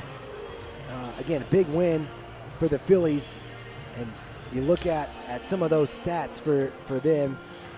They end up shooting 36% from the floor and just dominate on the glass, get a ton of turnovers. Big game for the Phillies. We look ahead now to the guys and what they do. The Mustangs come in 18-2 on the year, 3-0 in district play. The Roosevelt Eagles 7-10, 1-2 in district play. And you look at those boys standings right here. Shallow Water again by themselves at 3-0. Childress and Idalou again playing some big games this week. They're both 2-1, jockeying for that second position and trying to keep pace with the Mustangs. Abernathy and Roosevelt fighting for that fourth spot there at 1-2. That's where these Eagles come in tonight. Again, 7-10 on the year, but in the hunt for a playoff berth, trying to secure that 4 seed. And as we kind of get ready for the national anthem and team introductions here for the boys game, we'll take a look at the player spotlight for the Mustangs, and it's the team's leading rebounder, Kason Long, the big guy inside. Of course, everybody knows the offensive line commit for the Texas Tech Red Raiders, and looking forward to a senior football season. But right now, dominating inside for these Mustangs on the court. He's, again, the team's leading rebounder, 5.4 rebounds a game, averages just 3.5 points a game. Doesn't put up a ton of shots. But when he does, he's pretty effective, shooting at 37% from inside the arc. Again, and just a big presence inside. Really cleans up on the glass, but alters a ton of shots and denies a lot of entry passes defensively for those Mustangs. And the Mustangs have had to shake up their starting lineup a little bit over the last couple of weeks. They've got a couple of injuries. Kayan Reed has been out of the lineup. Trevor Wynn has been out of the lineup. So the starting lineup tonight looks like this. It's number 5, junior Hayden Buckley. Number 10, sophomore Hudson Franklin. Number 15, junior Cooper Lusk. Number 33, junior Kason Long. And one of only 2 seniors on this team, number 35, Josh Grimes.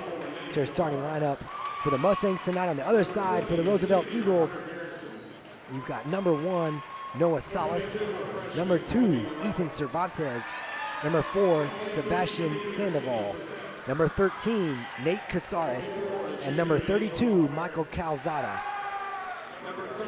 So again, a big contest for this Lubbock Roosevelt team tonight as they are trying to stay in touch for a playoff berth. They won their district opener 75-43 here in Roosevelt against the Slayton Tigers. Dropped a heartbreaker in Abernathy on a 3 at the buzzer. They lost 49-46. Came back, took a lead in the second half of that game, and then, like I said, lost it on a heartbreaker. The Antelopes get a 3 from the top of the key to end that game. And then playing Childress, as we know, very tough team now. Childress up to 13 in the rankings. They lost that game 81-66 against Childress, and now facing the number 3 team in the state in these Shallow-Water Mustangs. Tough task for anybody. It's going to be Kason Long trying to win the opening tip. He does. He gets it to Josh Grimes. Grimes going straight to the basket like he normally does. Can't get that layup to go, and now Roosevelt coming the other way. Nate Casares was looking for Ethan Cervantes on the right wing and just threw it over his head. So the first turnover for Roosevelt right there. The Phillies turn their opponents over quite a bit. So do these Mustangs. Get a lot of turnovers. See the first one right there. Josh Grimes going to take an open 3 from the top of the key. Off the mark. Kason Long was fighting for that rebound. Kind of got knocked away there by Nate Casares. They're going to say last touched by Kason Long, though. Again, the team's leading rebounder, the spotlight player of the game. Mustangs will have quite the size advantage in the paint with Kason in this game. Really height advantage in every position. You don't see that call very often. They called Michael Calzada with the carry. Looked like he was going to kick it off to the wing, and then decided, you know what, he was going to keep it and go in the paint. They call him for the carry. Now Hayden Buckley bringing it up the court. And just a tough call on Hayden Buckley. He wasn't really looking at his feet. Stopped right at midcourt, kind of shuffled his feet. They call him for backcourt. You see him, he steps right across the line and then steps back. Kind of just a tough call on Hayden. So the Mustangs with a quick turnover too as these teams try to settle in a little bit. Ethan Casares drives in, loses the handle, and Hayden's coming the other way. Gets it up to Josh Grimes in the right wing. Josh goes baseline, little jumper up and good for the first 2 points of this game.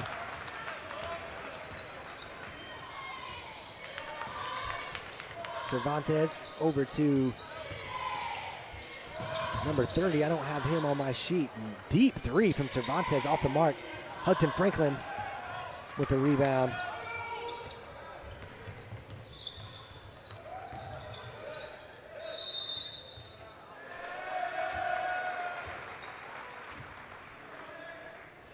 I was looking up at the scoreboard to see who number 30 is. They don't have him listed up there either. They've got both of their rosters up on the scoreboard. They don't show a number 30. So throwing us off a little bit. Josh Grimes with a steal. Going up for the layup. That one was rejected by Sebastian Sandoval, and nice block from behind. Recover. Josh kind of rolled his ankle there, so just glad to see Josh pop up. Anytime you see a little collision under the basket like that, you're always glad to see both guys walk away. Good recovery from Sandoval. Josh has got it in the corner to Kaysen Long out top. They're going to call Josh with the offensive foul away from the ball. So they're getting a little chippy with Josh. But Josh is the one who draws the call.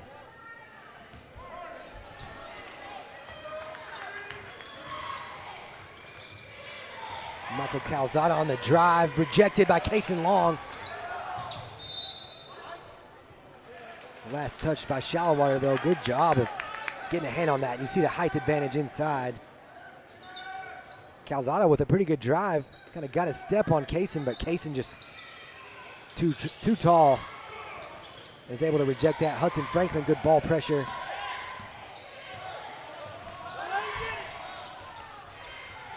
Sebastian Sandoval thought about driving, brings it back outside, waiting for a screen from Calzada. Loses the handle, but Ethan Cervantes is there to pick it up. Cervantes drives down the lane, puts it up off the glass a little strong again. Kaysen Long making his presence known, altering that shot. Hayden Buckley gonna stop at the free throw line. Jumper's a little off the mark.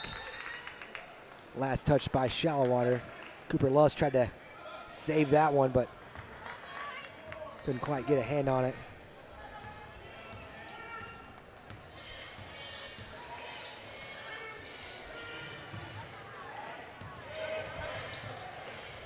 Nice little floater there from Michael Calzada, but unable to get the finish. Good drive, got an open look. Unable to finish, though.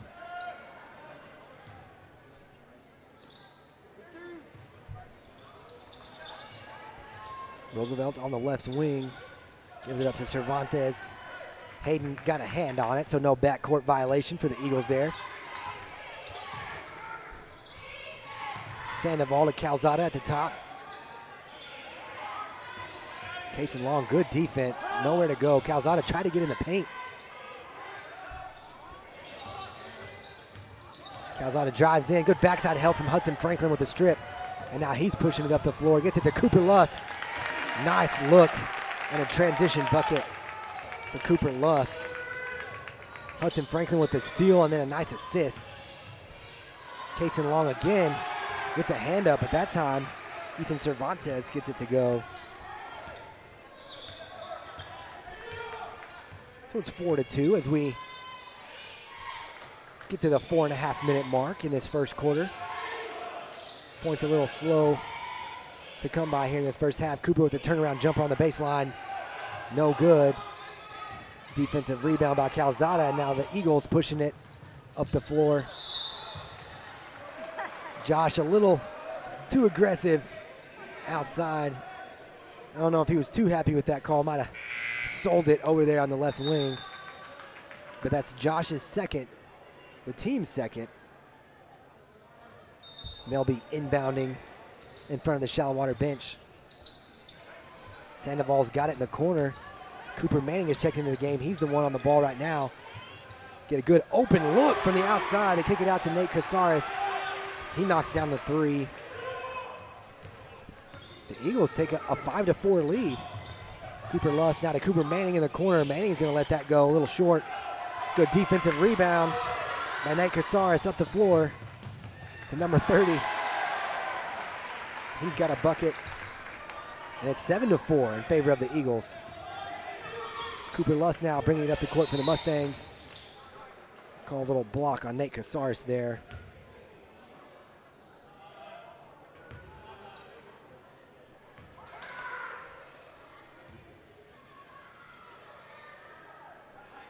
Casares is first, and the team's first. Hayden Buckley now inbounding in front of that Roosevelt bench.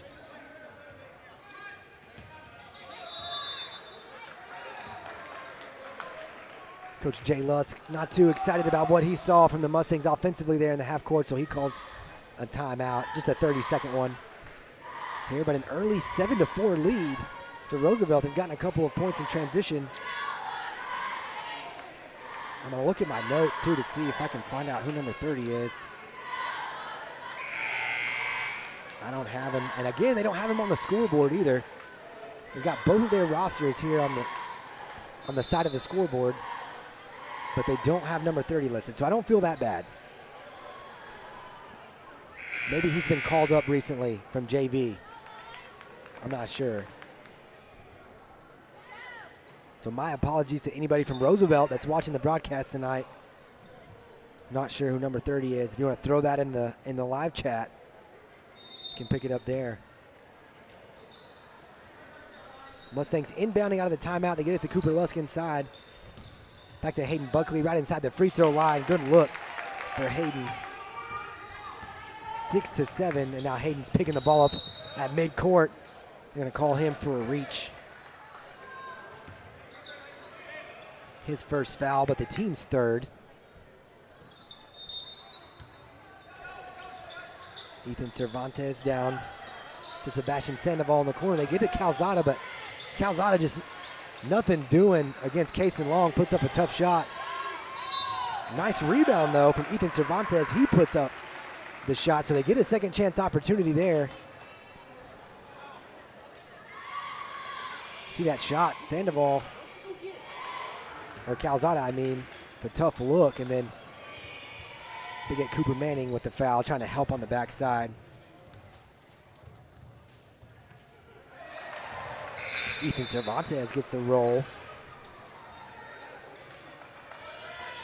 He's got 3 quick points.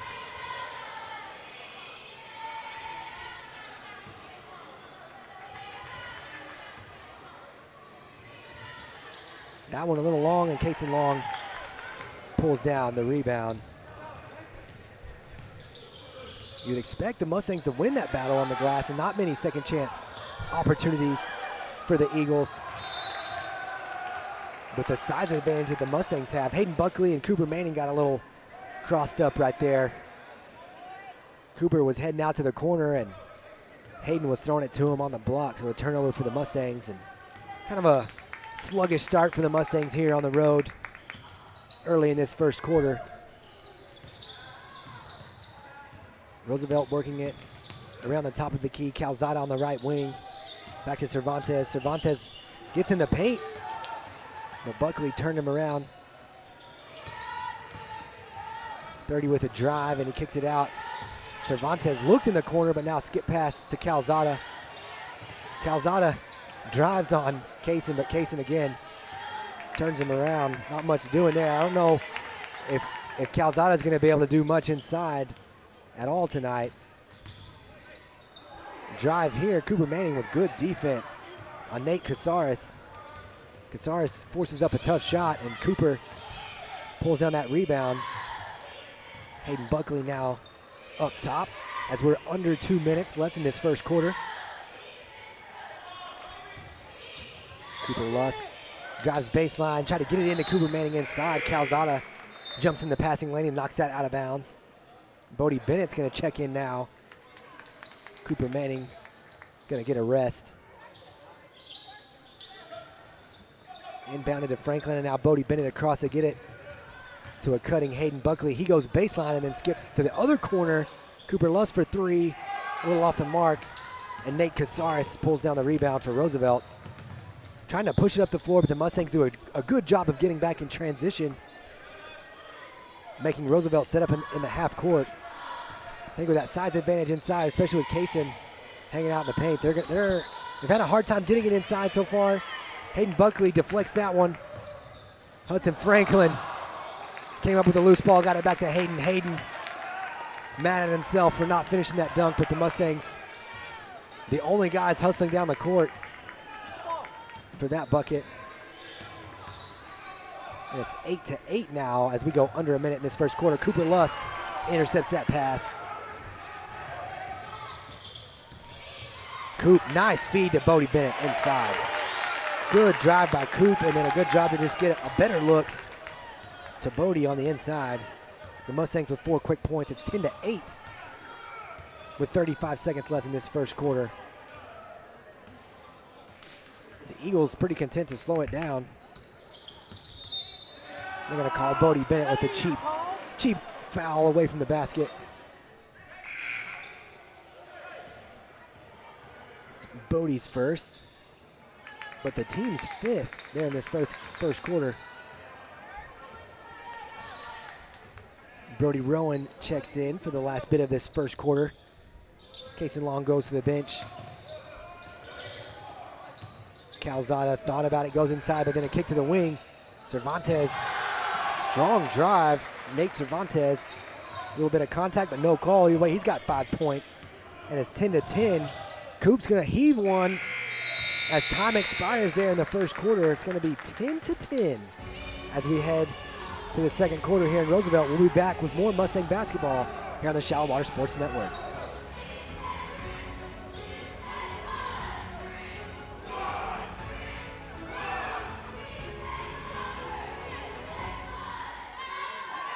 Life has been anything but normal. The future is unknown and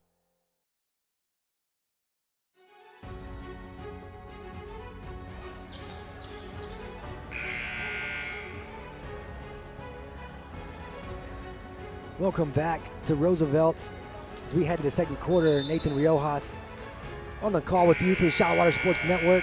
It's 10-10. A little bit of a sluggish start for the Mustangs here on the road on a Wednesday night.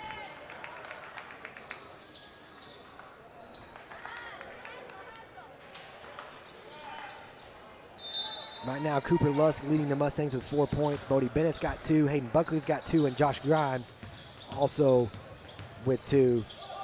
Ethan Cervantes drives into the paint but loses it. Now ahead to Cooper Lusk. Cooper goes up with the left hand. He's fouled by number 30 for Roosevelt. Again, I'll probably apologize all night for not having his name. Don't have 30 or 22. We saw 22 check in the game. Don't have his either. Either way, Coop's going to get to the line and knock down his first free throw. Cooper with 5 now, and it breaks that 10-10 tie. Cooper, just a 53% free throw shooter on the year. For as good as he shoots it from everywhere else, his free throw percentage is actually almost lower than his field goal percentage. Nice strip there by Hayden Buckley. Hudson Franklin got the loose ball, got it to Buckley on the left wing. That's off the mark, and now coming the other way are the Eagles. Mustangs do a good job of getting back in transition, force the Eagles to bring it out.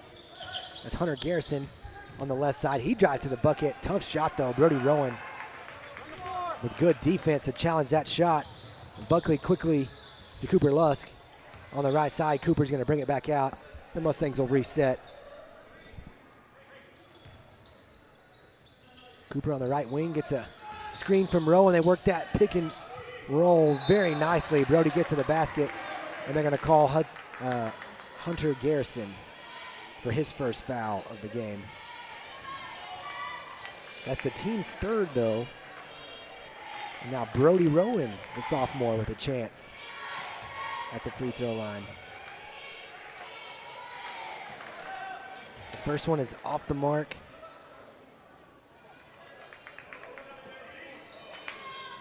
Brody, a 50% free throw shooter, so this one's got to go in, right? Totally jinxed him. Hudson Franklin working for an offensive rebound. He grabs it, puts it back up. Nice, tough bucket. Hard-earned 2 points there for Hudson Franklin. And then the Eagles trying to push it up the floor. They throw it away on the baseline and take another look. Hudson, Eagles looking for a jump ball there, but Hudson just keeps both hands on it, eventually comes out with it and gets the putback. So it's 14-10. Little 4-0 run for the Mustangs to start this third quarter. Right now the Mustangs getting more shots than the Eagles, but just 6 of 15 from the floor, 0 for 4 from beyond the arc, and 2 for 4 from the free throw line. So they've done a good job getting there. Got a slight edge, 8-6 on the glass. Again, 3 assists on 6 made buckets. A stat that the Mustangs really good at when you look at them throughout the year. Like they've got, it looks like almost half the time. I need to look at my stat sheet during the break. But a really good assist to bucket ratio for the Mustangs. One of my favorite stats watching this team play. Good team basketball offensively. Bodie Bennett gets it inside to Hayden. Hayden Buckley just a little strong, but nice offensive rebound and another second chance bucket for Hudson Franklin. 16-10. And you see why Hudson Franklin has worked his way into the starting lineup. Good job of just sneaking in, getting that off the glass. And then a good putback. Hayden Buckley picked up his second foul. It's the team's 6th, so they're adding up a little bit for the Mustangs here in this first half. John Cervantes is going to check in, and Buckley's going to take a seat with a couple of quick fouls here in this first half. Bodie Bennett on the ball, driving a kick to Sebastian Sandoval, trying to get in the paint against Cervantes, and then Cooper reaches in and knocks it out of bounds. They're going to say last touched by Sebastian Sandoval. Cooper Lusk creating another Eagle turnover. And now he'll walk it up across midcourt. Picked up there by Nate Casares. Gets by him and then fires it into the corner for Bodie Bennett. Just a little strong on that pass. Bodie was open in the corner. So a good look, and he tells him, my bad, as they come up the court. Just a little too strong.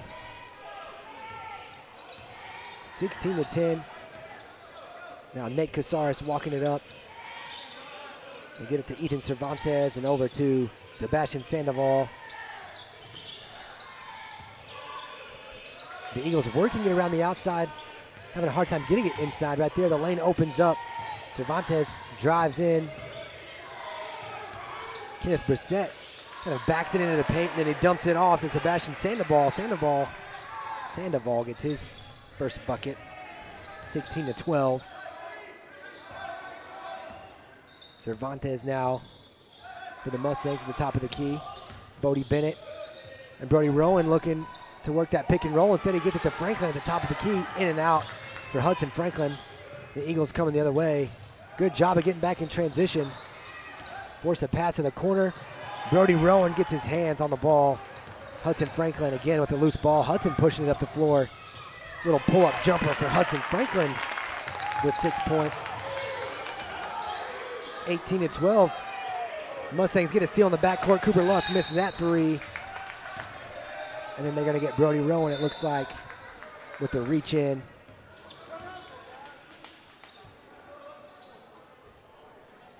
That is the Mustangs' 7th team foul. So it's going to be a 1-and-1 opportunity for the Eagles here.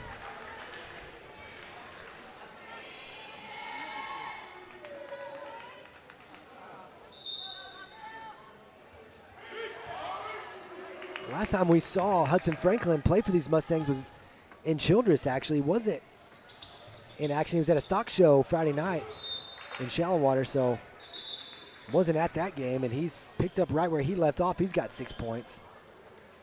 See number 30 for Roosevelt. Misses the front end of that 1-and-1, and the Mustangs will be inbounding from underneath their own basket. Cervantes into Cooper Martin, who's just checked into the game. He had a huge night Friday night. Got to play with a few guys like Hudson Franklin out of the lineup and getting to stick around in the game. He's got it on the right wing. Gives it up to Hudson Franklin on the left wing. A little short. Cooper Lusk, though, with the offensive rebound. Spins baseline. A couple Eagles there, and he gives it up to Kaysen Long. Just unable to convert in the paint. Another good look. Coop drives baseline. A couple Eagles there, so he gives it up to Kaysen Long and just unable to convert, but a good look for the Mustangs. They get a foul in the paint. They're going to call that on Michael Calzada. That's his first, and the Eagles' 4th. Lusk inbounding to Cooper Martin on the left wing, and now back up top to Hudson Franklin. Franklin was looking for Cooper Lusk to pop out in that right corner. Coop kind of got caught in the traffic down there, and Hudson ended up pump faking a little bit on that pass and shuffled his feet, gets called for the travel. Take another look at that. He's looking for him, and Coop kind of takes a second to pop out. So another turnover for the Mustangs. A little sloppy for the Mustangs, by their standards at least, in the half court tonight. still with an 18-12 lead midway through this second quarter.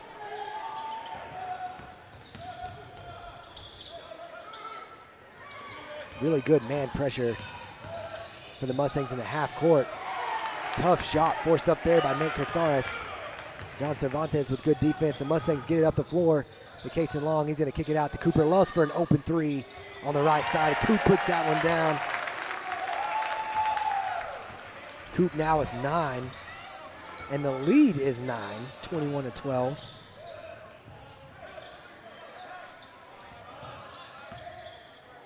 Thought about the three, pump fake, and he hands it off to Calzada. But he drives in the lane again. A tough look to try to get that over Cason Long. Cervantes with the rebound. Coop got it down the block, but then turned around, gives it to Cason Long. Cason unable to finish. He was trying to bring in his own rebound, but he loses it out of bounds, and the Eagles will take over. So some good looks in the paint for the Mustangs on the last couple of possessions, just unable to find the bottom of the net. You don't see Coop get to the block very often and pass up a shot, but he gets it to Cason Long, and they missed a couple of shots in the paint. Ethan Cervantes gives it up to Sebastian Sandoval. Sandoval drives, gets it to Calzada.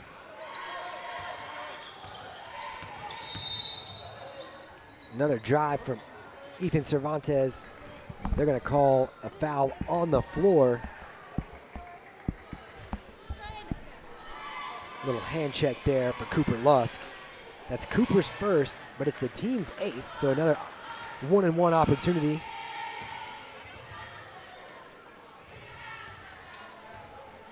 Ethan Cervantes misses the front end again, so the Eagles have left a couple at the free throw line.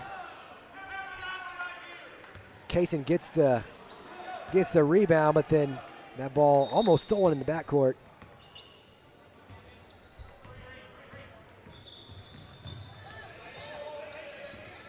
Cervantes brings it across midcourt.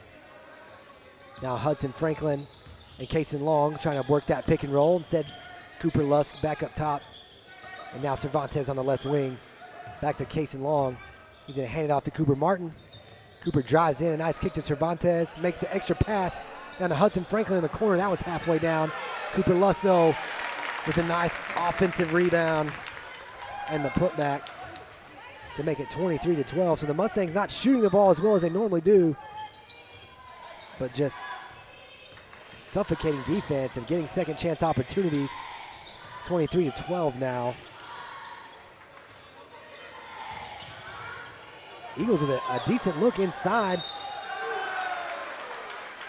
Nate Casares gets the ball on the block, and then he gets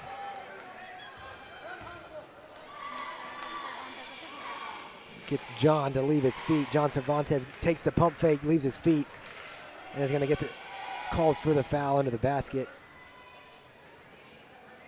And it's John's first, but again, the team 9th.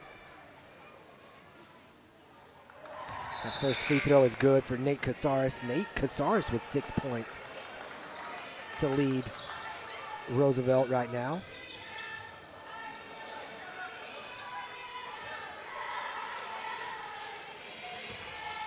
That ends a 13-2 run that the Mustangs were on to start this second quarter.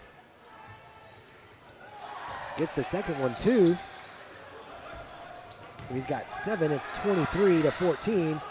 Stolen in the backcourt. They're going to get another opportunity on this trip. 3 is long. Bodie Bennett's got the rebound.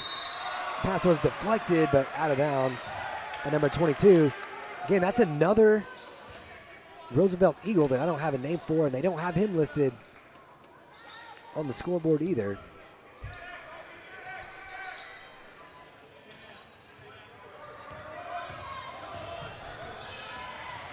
So the Mustangs, again, were on a 13-2 run to open this second quarter. Now 23-14, Bodie Bennett for 3. Bodie Bennett with 5 points off the bench tonight. And it's back to 9. Nice job of Hudson Franklin. Doing a little bit of everything tonight. He's got 6 points right there, moving his feet on defense. Draws the charge. Nate Casares trying to get back in the lane. You see him just moving his feet And Hudson Franklin is quick.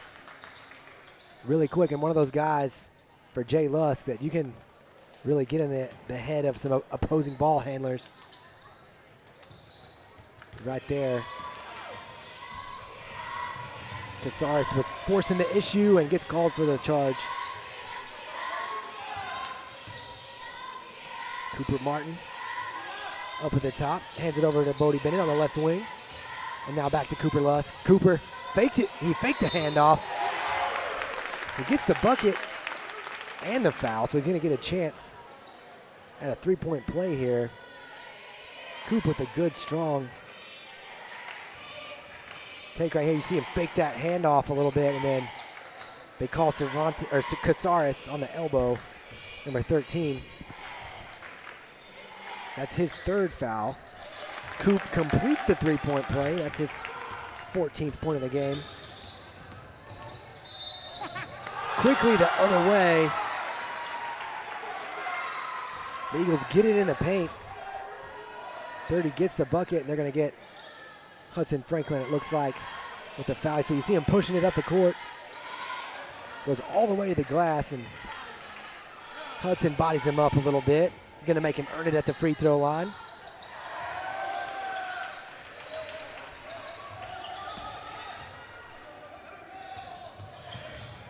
(29-17) now.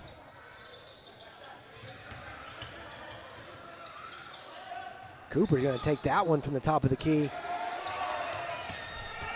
Rebound for the Eagles, and again, coming the other way. Mustangs forcing him off the three-point line. There's one from the left corner. Cooper Martin with the rebound, and he's going to get fouled in the backcourt. Tough foul for the Eagles right there with 6 seconds left in the half, and you foul that far away from your basket to send Cooper Martin to the free throw line. This is just his second game at the varsity level, but he was 4 for 4 at the free throw line Friday night. Had 11 points in his varsity debut. Going to get a chance at the free throw line to end this first half.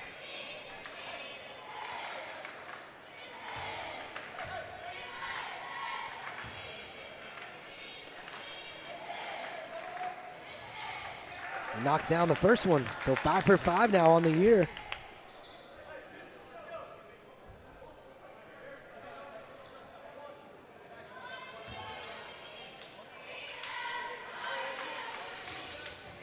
Second one is a little off the mark. And they're going to get Hudson Franklin, it looks like, with another loose ball foul, trying to chase that one down. Tripped up Sebastian Sandoval. So in the last 7 seconds of this game, you see a foul on the baseline, create a one-and-one opportunity for the Mustangs, and the Mustangs return their favor, give it right back, and they're going to give a one-and-one opportunity, actually a two-shot foul now, because that was the 10th for the Eagles. So Sebastian Sandoval is going to get a couple of opportunities. And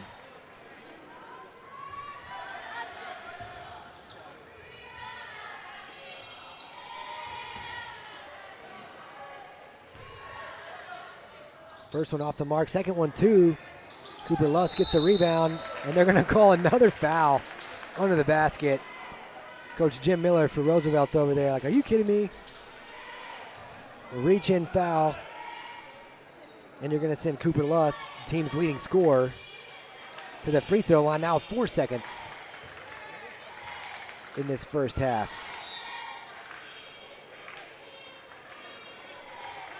Cooper's got 14 points in this game.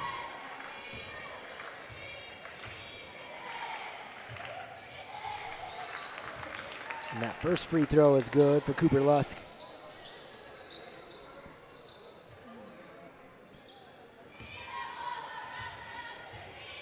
Cooper's averaging 17.5 a game. He's right at his average here in the first half. They're going to have to heave this one. Roosevelt is. That's off the mark.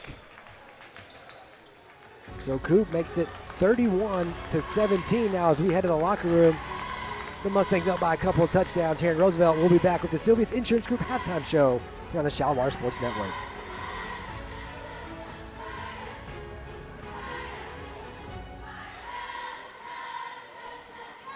For nearly 70 years, the Silvius family has provided the nation's farm producers with risk management solutions based on the idea that success comes by putting the client's needs first and trusting that through product innovation, helpful analytic support, and a high level of service, lasting relationships will develop, ensuring a future for these farms and producers and for their friends at Silvius Insurance. For all of your crop insurance needs, contact Josh Keeney or Brian Schmucker, 806-272-3193. At Silvius Insurance Group, we cover your hide.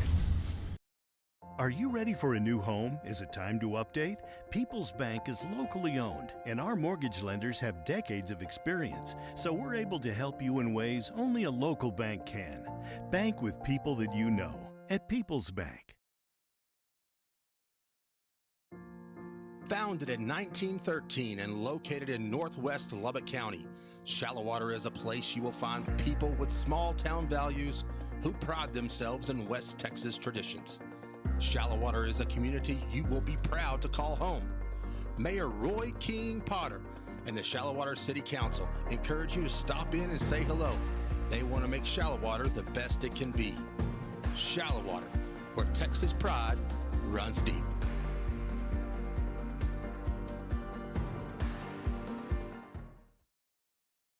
As Shallow Water continues to grow and improve, so does our school district.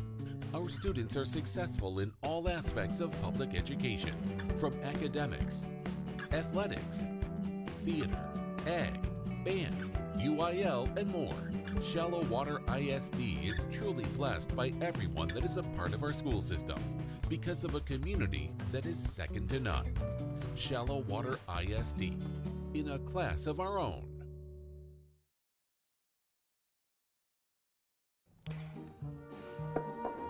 Honey, can we please just call D&K Hunt? I can do this.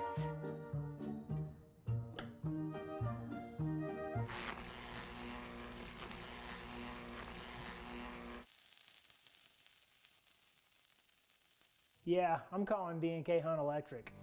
When you need electrical work done, leave it to the professionals and call D&K Hunt Electric, 806-866-9911. West Texas is an incredible place to live and raise your family, and Shallow Water is no exception. We all know shopping, dining, and medical care are important factors to consider when choosing your next home. Here in the Highland subdivisions of Shallow Water, you have easy access to all the big city amenities. Many have been buzzing about Shallow Water ISD, and in Shallow Water, your children are going to have the opportunity to play for some of the most decorated teams in the area. To see what the buzz is about, reach out to us and we can talk more.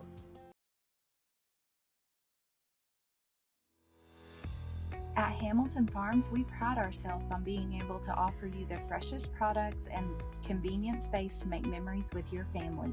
Make sure and visit us for Sunflower Days in June and July, Christmas on the farm starting Thanksgiving week, and remember to shop all of our farm-raised beef, Texas-sourced canned goods, and local honey anytime throughout the year at HamiltonFarmsTexas.com. We can't wait to have your family make memories with us. At Carter and Raider, we have deep roots right here in West Texas. Born and raised in Lubbock County. We bleed red and black. Since 2009, we have invested in our clients, in our neighbors, and our communities. We pride ourselves in the values that make West Texas great: integrity, hard work, and the relentless pursuit of success. Give us a call if you are in need of aggressive and personalized representation, and let our 25 years of combined experience go to work for you.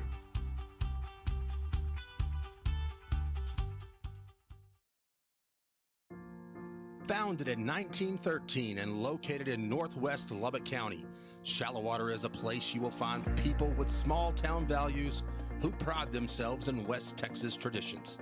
Shallow Water is a community you will be proud to call home. Mayor Roy King Potter and the Shallow Water City Council encourage you to stop in and say hello. They want to make Shallow Water the best it can be. Shallow Water, where Texas pride runs deep.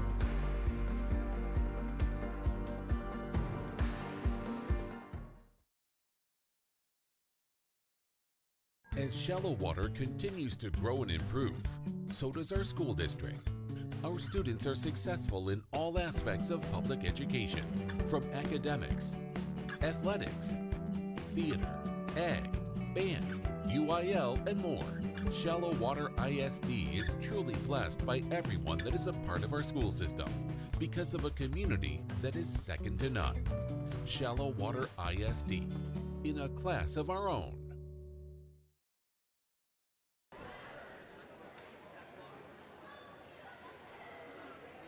Welcome back to Roosevelt and welcome into the Silvius Insurance Group halftime show here on the Shallow Water Sports Network.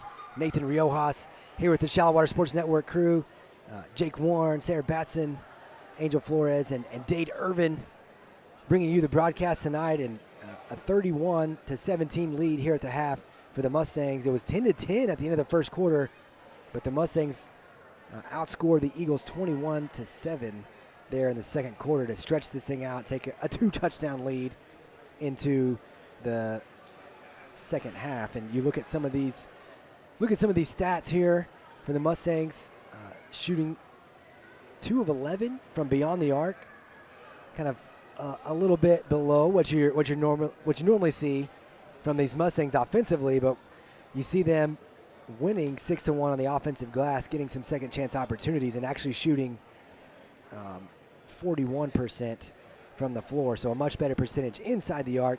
Also getting 5 points at the free throw line, just 5 of 9 though, 55%. You see the Eagles 1 for 5 behind the three-point line. Only 18 shots compared to the Mustangs 29. That's a big difference. You see some of the advantage of on the glass there for the Mustangs, and really big advantage inside. Kason Long has kind of dominated the paint. Any shots or anybody that's gotten in the paint has forced up a really difficult shot. He's also got a block, and then he's just denying a lot of inbounds passes. So the Eagles having a hard time getting anything going from the outside, just 1 for 5 from 3. And you see the Eagles forced in to 13 turnovers. Individually, Cooper Lusk, who averages 17.5 per game, he's at 15 right now, midway through this game. Hudson Franklin, fresh into the starting lineup for the Mustangs, he's got 6 points. Bodie Bennett with 5 off of the bench. Josh Grimes with a couple. Cooper Martin has knocked in a free throw. Hayden Buckley chipping in 2 points. So a good offensive effort for the Mustangs there in that second quarter to stretch things out. Kind of got off to a slow start. Like I said, 10-10 there in the first quarter, but the Mustangs outscored them 21-7 and now have a 31-17 lead. On the other side of the ball, we did a little bit of research, or I say we. Sarah went to the scores table to try to figure out who some of those players were that we weren't sure of on the numbers. Noah Salas, who I had as number 1 on my sheet, is number 30. And then Mireles, he's number 22. Olivares, number 24. So hopefully we can clean up some of that. We've got last names, at least, for some of those guys, and we'll try to clean that up for anybody watching from Roosevelt there in the second half. But a good second quarter, and now a comfortable lead for these Mustangs as they look to improve, stay on top of these district standings. They want to be 4-0, leaving Roosevelt tonight. The Eagles come in at 1-2 in district play and kind of scratching and clawing for that 4th playoff spot, but a tough task tonight against the number 3 ranked team in 3A in these Shallow Water Mustangs. So both teams coming back out onto the floor now as we get set for this third quarter. Roosevelt kind of slow to get out, and we'll keep it right here. But that's about all we have for you on the Silvius Insurance Group halftime show as we get ready for the third quarter. It looks like the Mustangs starting 5 will be back on the floor.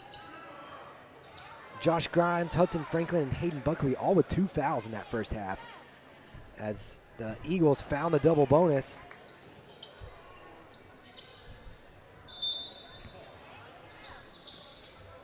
The Mustangs get the ball to open this second half, and Hayden Buckley will bring it across midcourt. Hudson Franklin, a good first half for him. Buckley gets stripped right there. Michael Calzada reaches in and knocks it loose, but the Mustangs will keep possession.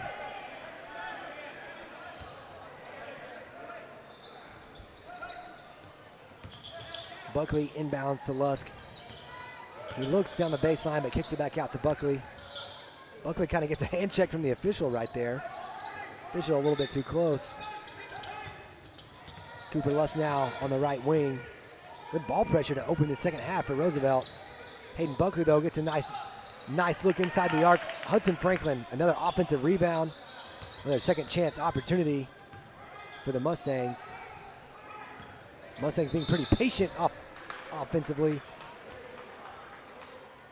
They're going to get Josh Grimes for a foul on that screen, a moving screen. So Buckley and Grimes trying to work the pick and roll a little bit, and quickly in this third quarter, Josh Grimes has picked up his third foul.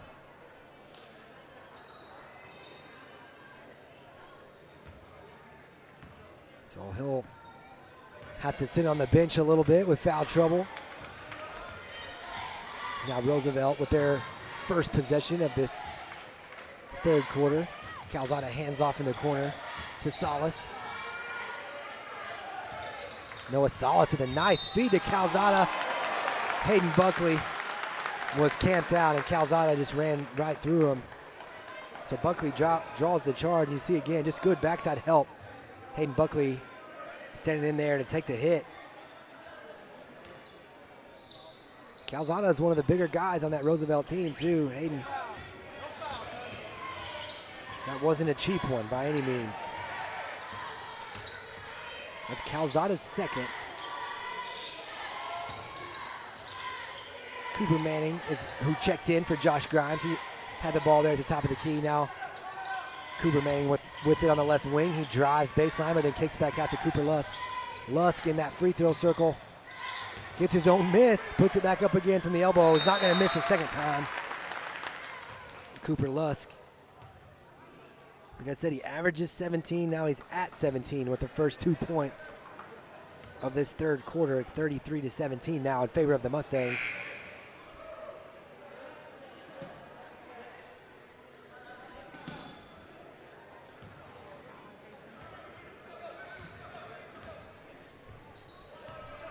That's Kason Long's first foul,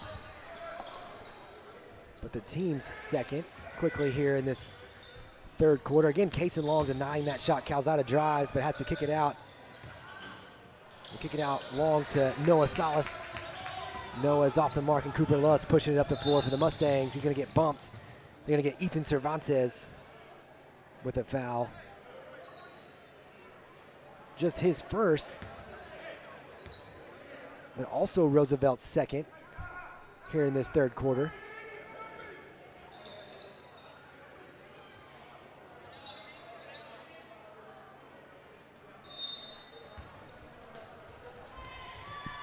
Hayden Buckley gets it to Cooper Manning in the corner. Cooper gonna send it back up top to Hudson Franklin. Now Cooper Lusk on the left wing. Driving in, steps back, thinks about the three. Gives it back to Hayden. Ethan Cervantes with good defense for Roosevelt to force Cooper to give that up. Cooper Lusk and Cooper Manning trying to work the pick and roll. Now Buckley and Kason Long working the pick and roll on the other side. Kason with a spin move, and they're gonna get Noah Salas reaching in.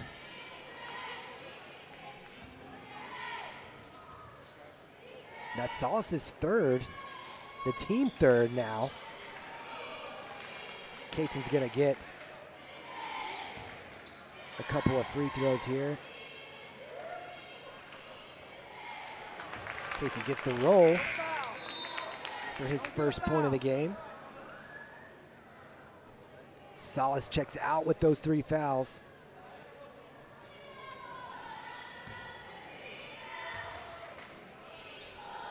And that's Kobe Mireles is in his spot.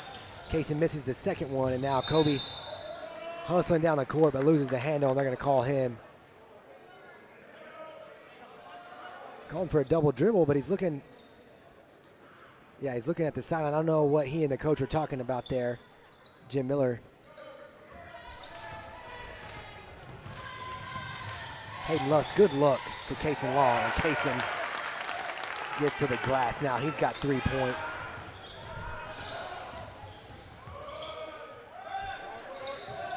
Long three short. Ethan Cervantes, little heat check to start the second half.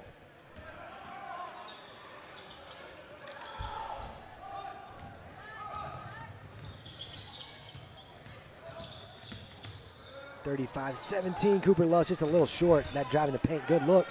Gets his own rebound, another turnaround, doesn't go.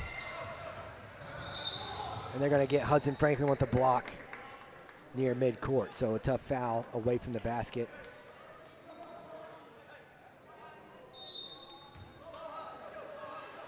You see again, Hudson just turns around, a little out of position and picks up the foul at midcourt.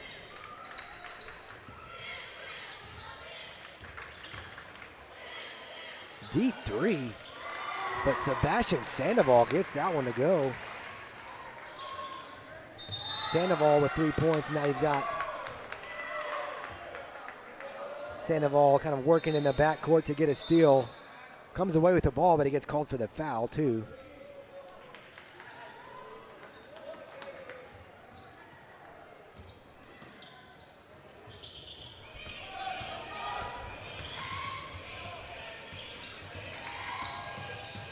(35-20), Hayden Buckley with the pull-up. Just can't get the roll. Tough night for Hayden.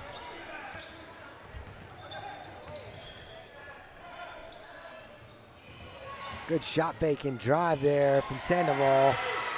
Sebastian Sandoval with 5 quick points on the last 2 trips. He's got 7. It's 35-22. Bodie Bennett and Kason Long working the pick and roll, and they're gonna get a block call. Nate Casares trying to draw the charge in the paint. Again, I don't know if I'd want to step in front of Kason Long or not, so good for him trying to draw that charge. Unfortunately, gets called for the block. Cooper Manning takes a shot off the inbounds pass, gets his own rebound, and now, well, they're gonna say that was on the floor. I was thinking he was gonna shoot too. Wanted to send him to the line. But instead, that's Cervantes' second foul. They've got 6, another foul away from the ball. And that's going to be a 1-on-1 opportunity now for the Mustangs. That's 4 on number 2. 2 on number 4, excuse me. Misreading the signals over here.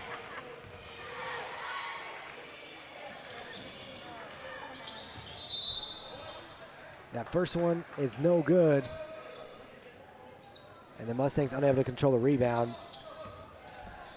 So we're still at 35-22. Bodie Bennett picking up Noah Salas at midcourt. Nice drive, Salas all the way to the glass and just can't finish. Did a good job of getting by Bodie. Now Kason up the floor. Good finish for the big man. He's got 5. 37-22. Stolen, and now the Mustangs with a 3-on-2 opportunity. Hayden just splits the defenders, puts it up, can't get it to go. Cooper Lusk with the offensive rebound and the putback. He's gonna get an and one opportunity here. You see 2 Eagles get back and Hayden just splits them, gets to the cup. Can't finish, but Coop's there to get the offensive rebound.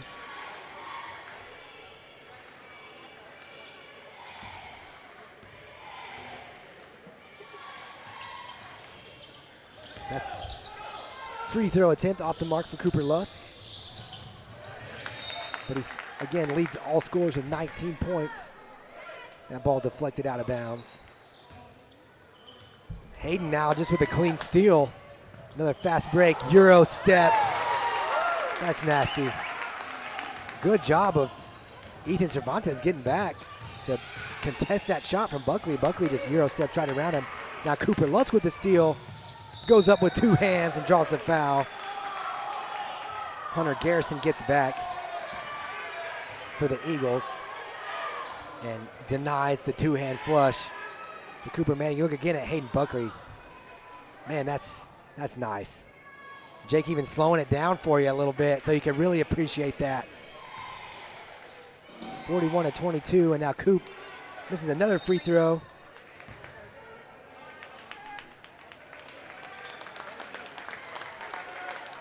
Kason Long checks out, and Brody Rowan, the sophomore, checks into the game for the Mustangs. off the mark again, but Cooper tracks down the rebound. Gets it out to Buckley for an open three.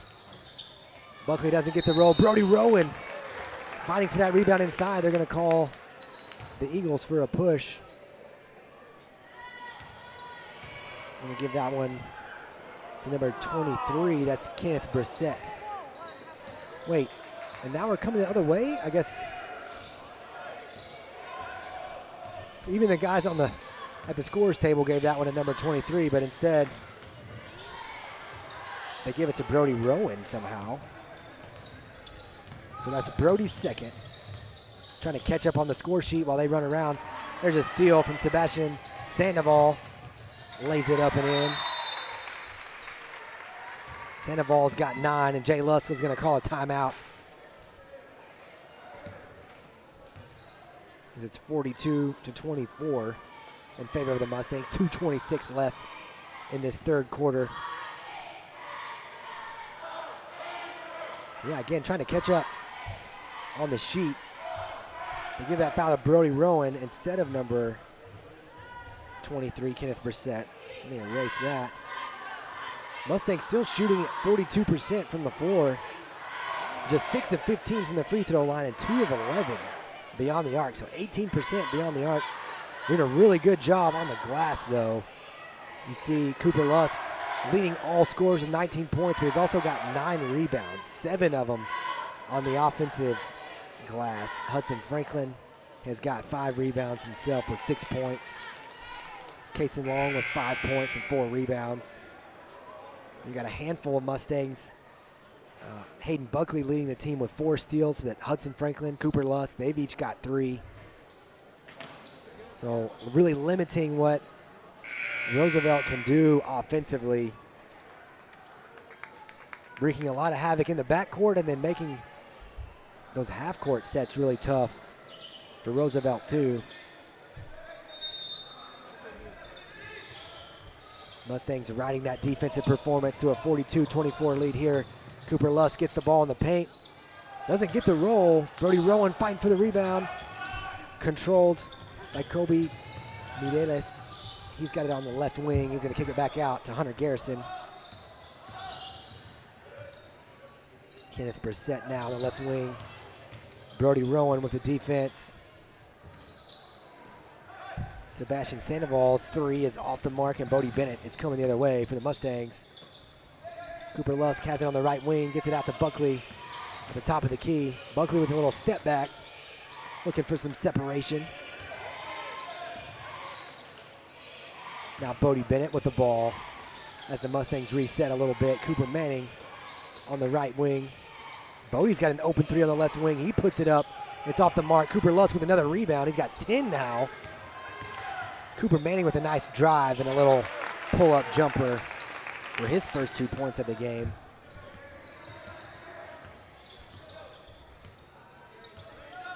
Mustangs continue to dominate on the glass. Those second chance opportunities really killing Roosevelt. Nice little drive to get in the lane. But Brody Rowan turns that ball around.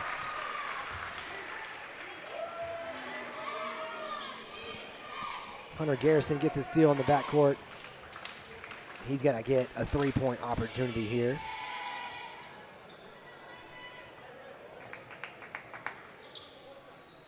Those are Garrison's first 2 points of the game. That's Brody's 3rd foul, the 5th team foul for the Mustangs.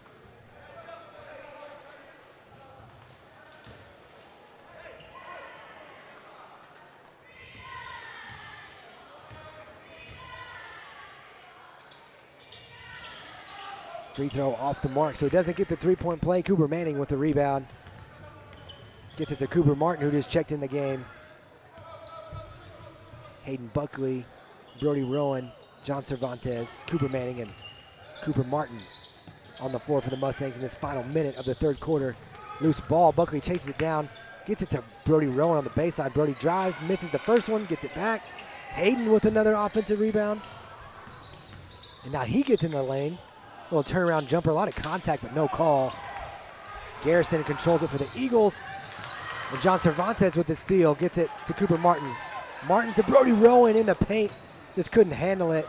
but he got it to, couldn't get the shot, but he got it to Buckley. Good look from Cooper Martin near midcourt to get it under the basket. Brody just had a hard time finding the handle. Couldn't get the shot, but gets it. And now Buckley with a free throw opportunity.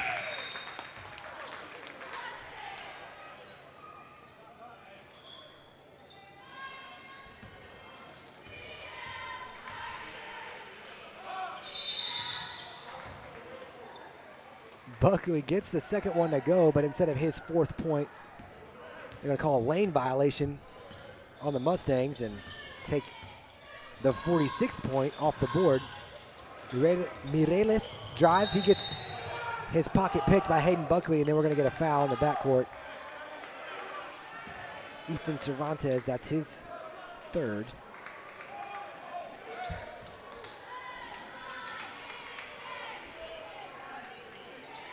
Nope. Well, they didn't give it to Cervantes. They gave it to Kenneth Brissett.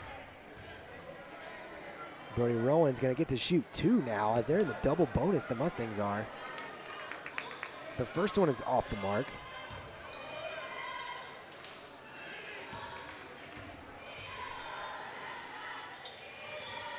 Gets the second one to go.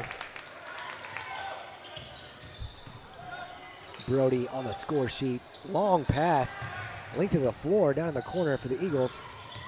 Brissett now. Buckley sneaks up behind him to knock it loose. And the ball hits the inline right as we get to the end of the third quarter. It's 46-26. We'll be back with the fourth quarter here on the Shallow Water Sports Network. Are you ready for a new home? Is it time to update? People's Bank is locally owned, and our mortgage lenders have decades of experience, so we're able to help you in ways only a local bank can. Bank with people that you know at People's Bank.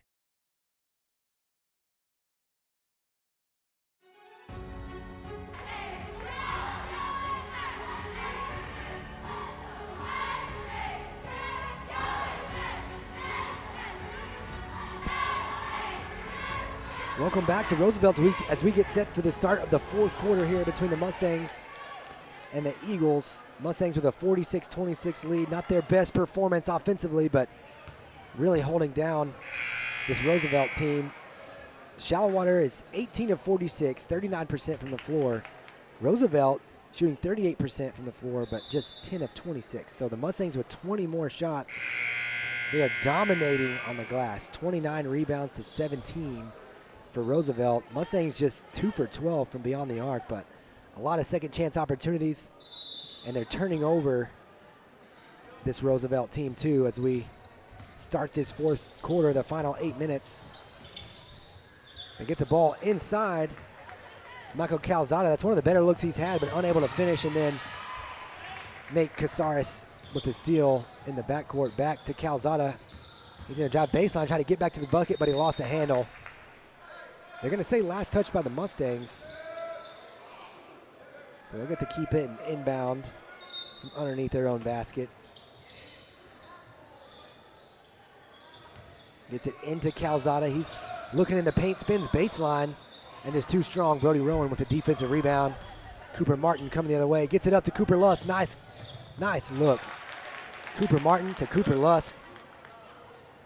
Cooper Lusk has 21 now. Another assist on a made bucket. We talked about that. The Mustangs averaging 18.3 assists per game. Really high assist to bucket ratio. John Cervantes gets his hand on that entry pass. Knocks it out of bounds, but Roosevelt will get to keep it here in the half court. Josh Grimes coming back into the game with 3 fouls. Hudson Franklin, Kason Long, Cooper Martin, John Cervantes, and Brody Rowan all checking out.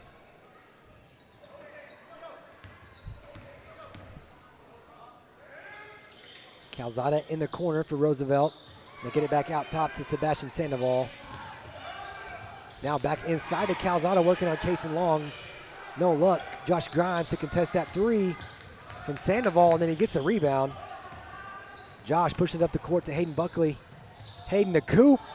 He just can't beat that. Nice from all three of the Mustangs right there in the paint. Kason Long sealing his guy in the paint so that Hayden Buckley can get a clean pass to Cooper Lusk, and Cooper with the finish. Cooper's got 23. Another assist for Hayden Buckley, leads the team, averaging 3.3 a game. I think he's got 4 maybe in this one.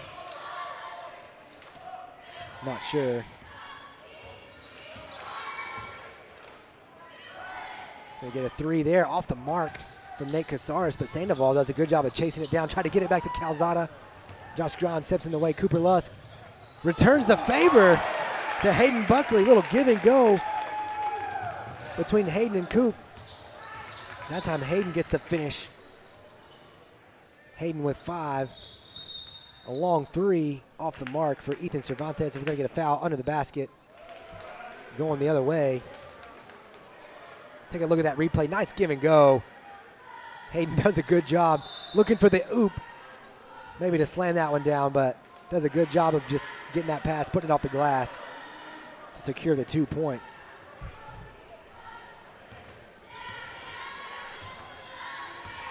Cooper Lusk and Hayden Buckley both played really well off each other. A lot of experience between those two. Those guys have been on the floor a lot together. Nice entry pass from Josh Grimes into Kason Long. Just knocked away by Calzada. 52-26. Sandoval with a long 3 off the mark. Buckley with another rebound. Nice move at half court to get to the bucket. Drops it off to Hudson Franklin. Hudson Franklin has 8. Hayden Buckley's only got 5 points in this game, but another assist. Getting some open looks for his teammates. Cervantes, little push off 3, knocks his down. Cervantes has got 6. That ended an 8-0 run for the Mustangs to start that third quarter.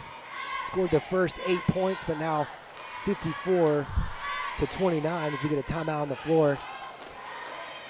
So you look at some of those assist numbers. Again, that's one that I love about this team. Cooper Lusk with 4, Hayden Buckley with 3 now. Hudson Franklin's got 1, Kason Long, Bodie Bennett, Cooper Martin, all with an assist. The Mustangs just do a good job of sometimes passing up good looks to get a better look.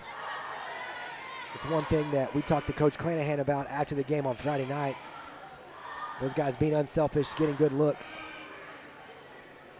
Also with 15 steals on the night. So we talked about that assist number. They got 11 as a team now. But 15 steals and creating a lot of turnovers. 23 it looks like for this Roosevelt team in this game. So 54-29, the last 5:08 here in Roosevelt. The number 3 team in 3A, Shallowater Mustangs, cruising here. Hayden Buckley hands it off to Hudson Franklin, the starting 5 back on the floor for Coach Lusk out of that timeout. Buckley drives baseline. Had it knocked away, and now Kason Long will get it back to Josh Grimes at the top of the key. Grimes goes in. They get a hand on it. He loses the handle, but gets it back to Hayden Buckley. Buckley drives in. He was trying to kick it to Grimes in the corner. They're going to call him first for the travel. Buckley going for the steal is going to get called for a blocking foul right there at midcourt. Anticipating that move by Ethan Cervantes. That's Hayden's 3rd foul. The Mustangs 6th, so the next one will put the Eagles in the bonus. Nice move inside, but it's short. Mustangs kind of fight over the rebound. Josh Grimes is the one that comes away with it. Now he's pushing it up the court. Finds Cooper Lusk on the baseline. Cooper back up top to Hudson Franklin. Quick pass to Hayden Buckley. Deep 3, just in and out. Hayden having a hard time finding the bottom of the net. Kind of uncharacteristic for him, especially those open looks. Sebastian Sandoval gets a layup on the other end. Hudson playing with a few fouls. And it lets him have that one. Now Cooper in the right corner.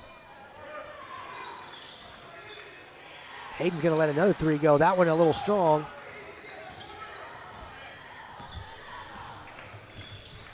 Kobe with the rebound and now bringing it up for the Eagles. He's going to drive to the basket, but Kaysen Long is there. He's going to get the bucket and the foul. Kaysen looked like from here did a good job of avoiding that contact. Didn't even really have to leave his feet. Just puts a hand up, and Kobe gets a foul call. Chance for a three-point play here. Off the mark, though, and Josh Grimes with the rebound to Cooper Lusk, and now back up to Hayden Buckley.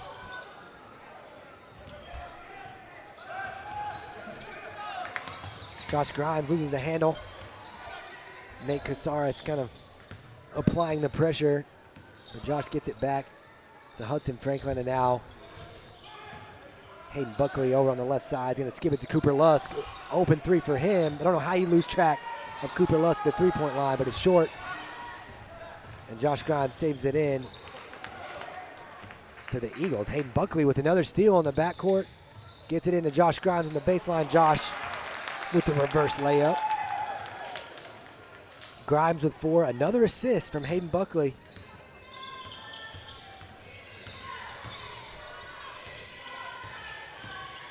And he knocks that ball out.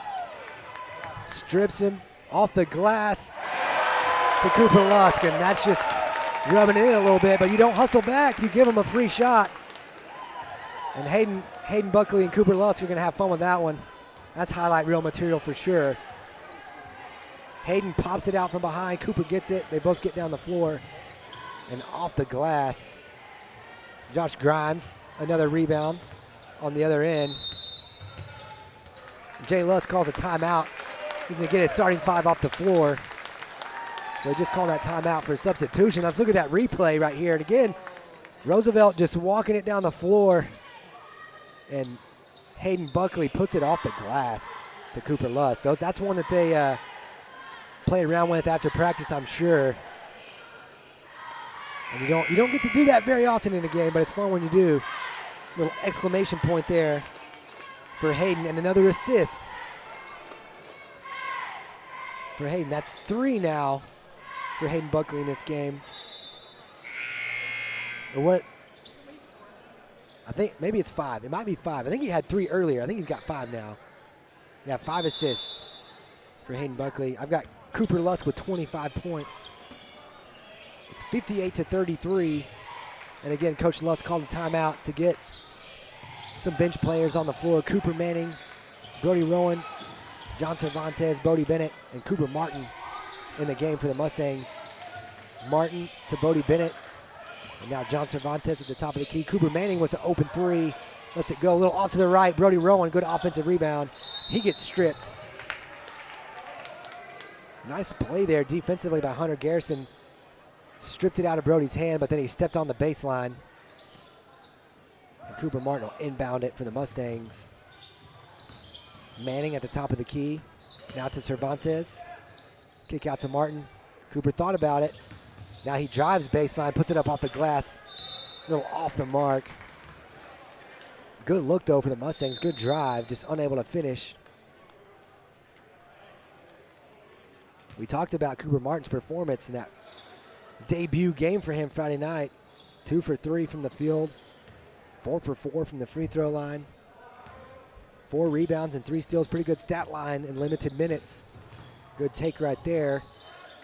Offensive rebound. Hunter Garrison, but unable to get the putback. And now Cooper Manning coming the other way for the Mustangs. We're under a minute and a half left in this fourth quarter. Cooper Martin from the elbow, nice drive. Looked like Noah Salas might have got a piece of that one. A little frustration foul there from Cooper Martin in the backfield. Had a good look, but nice recovery from Noah Salas to get a piece from behind. Cooper's first, and now the team's 8th foul. So a 1-and-1 opportunity for Noah Salas, who was wearing number 1 on the road. Maybe their road and home jerseys are a little bit different. I watched some clips from that Abernathy game last week, and I wrote down Noah Salas as number 1. But again, they were in their road blacks tonight in their home whites. The second one no good. Cervantes had the rebound, but Salas stripped it away. Hunter Garrison picks up that loose ball. Trapped by Bodie Bennett and Cooper Martin, but gets rid of it. And now in the corner with under a minute to play. Salas now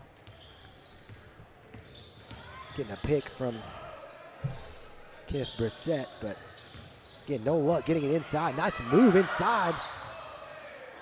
Unable to get the shot to go. Cooper Manning now coming the other way. He's going to take it all the way to the basket. Got to get a blocking foul on Kenneth Brissett there. His second one. The Mustangs in the double bonus, so Cooper Manning's going to get 2 shots here. Got 2 points in this game. He's a 50% free throw shooter. Misses the first. So he's going to make the second one. You know that.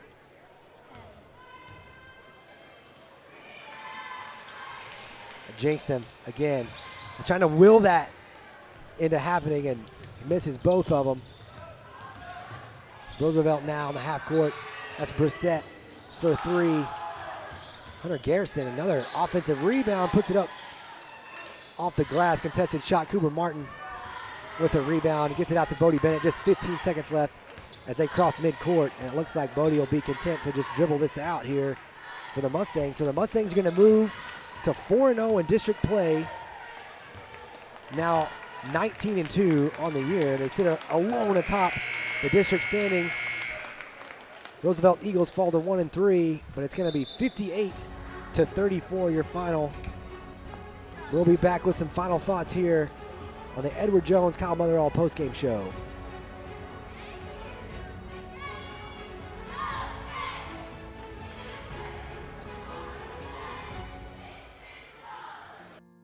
Founded in 1913 and located in northwest Lubbock County, Shallowater is a place you will find people with small town values who pride themselves in West Texas traditions.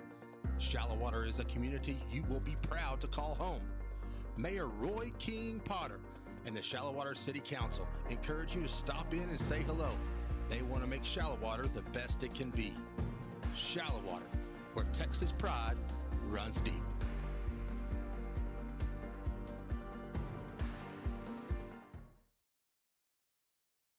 We know that egg producers don't quit at 5 p.m.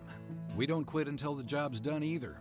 Bankers' hours don't apply at First United Bank because we believe egg lending isn't a 9-to-5 job. While you're out working the fields or managing the herd, we're making sure your money is working too. Whether it's for livestock, land, or equipment, we're one of the most dominant egg lenders in the state and have been burning the midnight oil since 1907. First United Bank. We know egg lending. We know egg. Honey, can we please just call D&K Hunt? I can do this.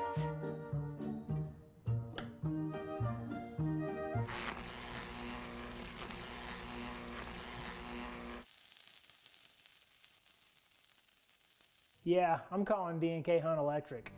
When you need electrical work done, leave it to the professionals and call D&K Hunt Electric, 806-866-9911. At People's Bank, being local matters. Decisions are made right here. Our employees are raising their families here and serving in our communities. You'll see how local bankers make a difference when you bank with people that you know. At People's Bank.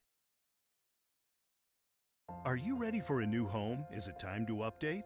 People's Bank is locally owned, and our mortgage lenders have decades of experience, so we're able to help you in ways only a local bank can. Bank with people that you know at People's Bank. Welcome back to Roosevelt and the Edward Jones Kyle Motherall postgame show. Yeah, I'm joined now by Coach Jarek Black for the first time this season. And Jarek, talk about another good all-around performance for the Mustangs. Maybe not the best offensively, kind of a sluggish start, but a big second quarter to separate and then hold the lead there in the second half. Well, you know, we kind of started slow, but we picked it up. Give Roosevelt credit. That's a really good Roosevelt team, but what really saved us was defense on the other end. Once we D'd up and were able to get physical with them, it handled itself. So, well, it looked like they couldn't really get anything going inside. Kaysen did a good job with his size. He was making it tough on everybody, but also Just good help defense on the backside and then crashing on the glass. I think at one point, I think you guys had 20 more shots than what Roosevelt did. Just talk about kind of how you can suffocate a team defensively, even when the ball's not going in the net as often as you guys are used to. Well, if you can get extra shots on the offensive end, that's going to give us more. We get the more chances, okay? And then when we're rebounding on the defensive end, giving them one shot, they get frustrated, and it works out for us in the end. So, big win. We appreciate you joining us. I know Jay volunteered you for duty tonight, but we appreciate you coming up here, sir. I'm always happy. So. All right, thanks, Jack. We'll catch up with you again later in the season. All right, now joined by Bodie Bennett, the D&K Hunt Electric Player of the Game, and it's hard to choose one of you guys for Player of the Game every night because you guys share the ball so well. Talk about kind of the team chemistry and moving the ball, finding an open look, sometimes passing up a good look for a better one, just always seeming to get an assist on a made bucket for you guys. Yes, sir. We seem to work on that a lot in practice. You might have a good shot, but there's always a better shot. So we just try to focus on moving the ball and finding the best shot we can. Bodie, you did a little bit of everything tonight off the bench. We had you at 5 points, 3 rebounds, a steal, an assist. So just talk about your mentality, not just your mentality, but kind of everybody coming off the bench with when you know your minutes might be limited, but still a chance to make a big impact on the stat sheet. Yes, sir. I mean, us as a team, we kind of need to know our role. And me off the bench personally, I try to give my teammates the open shot and play the best defense I can. And everyone's just kind of got to know their role, and that's what we focus on too. Like, just move the ball, find the open shot, and play good defense. All right. Well, thanks, Bodie. We appreciate your time tonight. Yes, sir. Congratulations on a big performance, and we'll see you down the road. Yes, sir. Thank you. All right, guys, that's going to do it for us here in Roosevelt. A 58-34 win for the Mustangs. The Mustangs and Phillies get a doubleheader sweep here in district play. We'll be back at the Horseshoe Friday night. Short, quick turnaround for the Mustangs and Phillies off of a weird week with the snow day on Tuesday. So we'll be back to take on the Antelopes and the Lady Lopes in the Horseshoe on Friday night. For the entire Shallow Water Sports Network crew, I'm Nathan Riojas. So long from Roosevelt.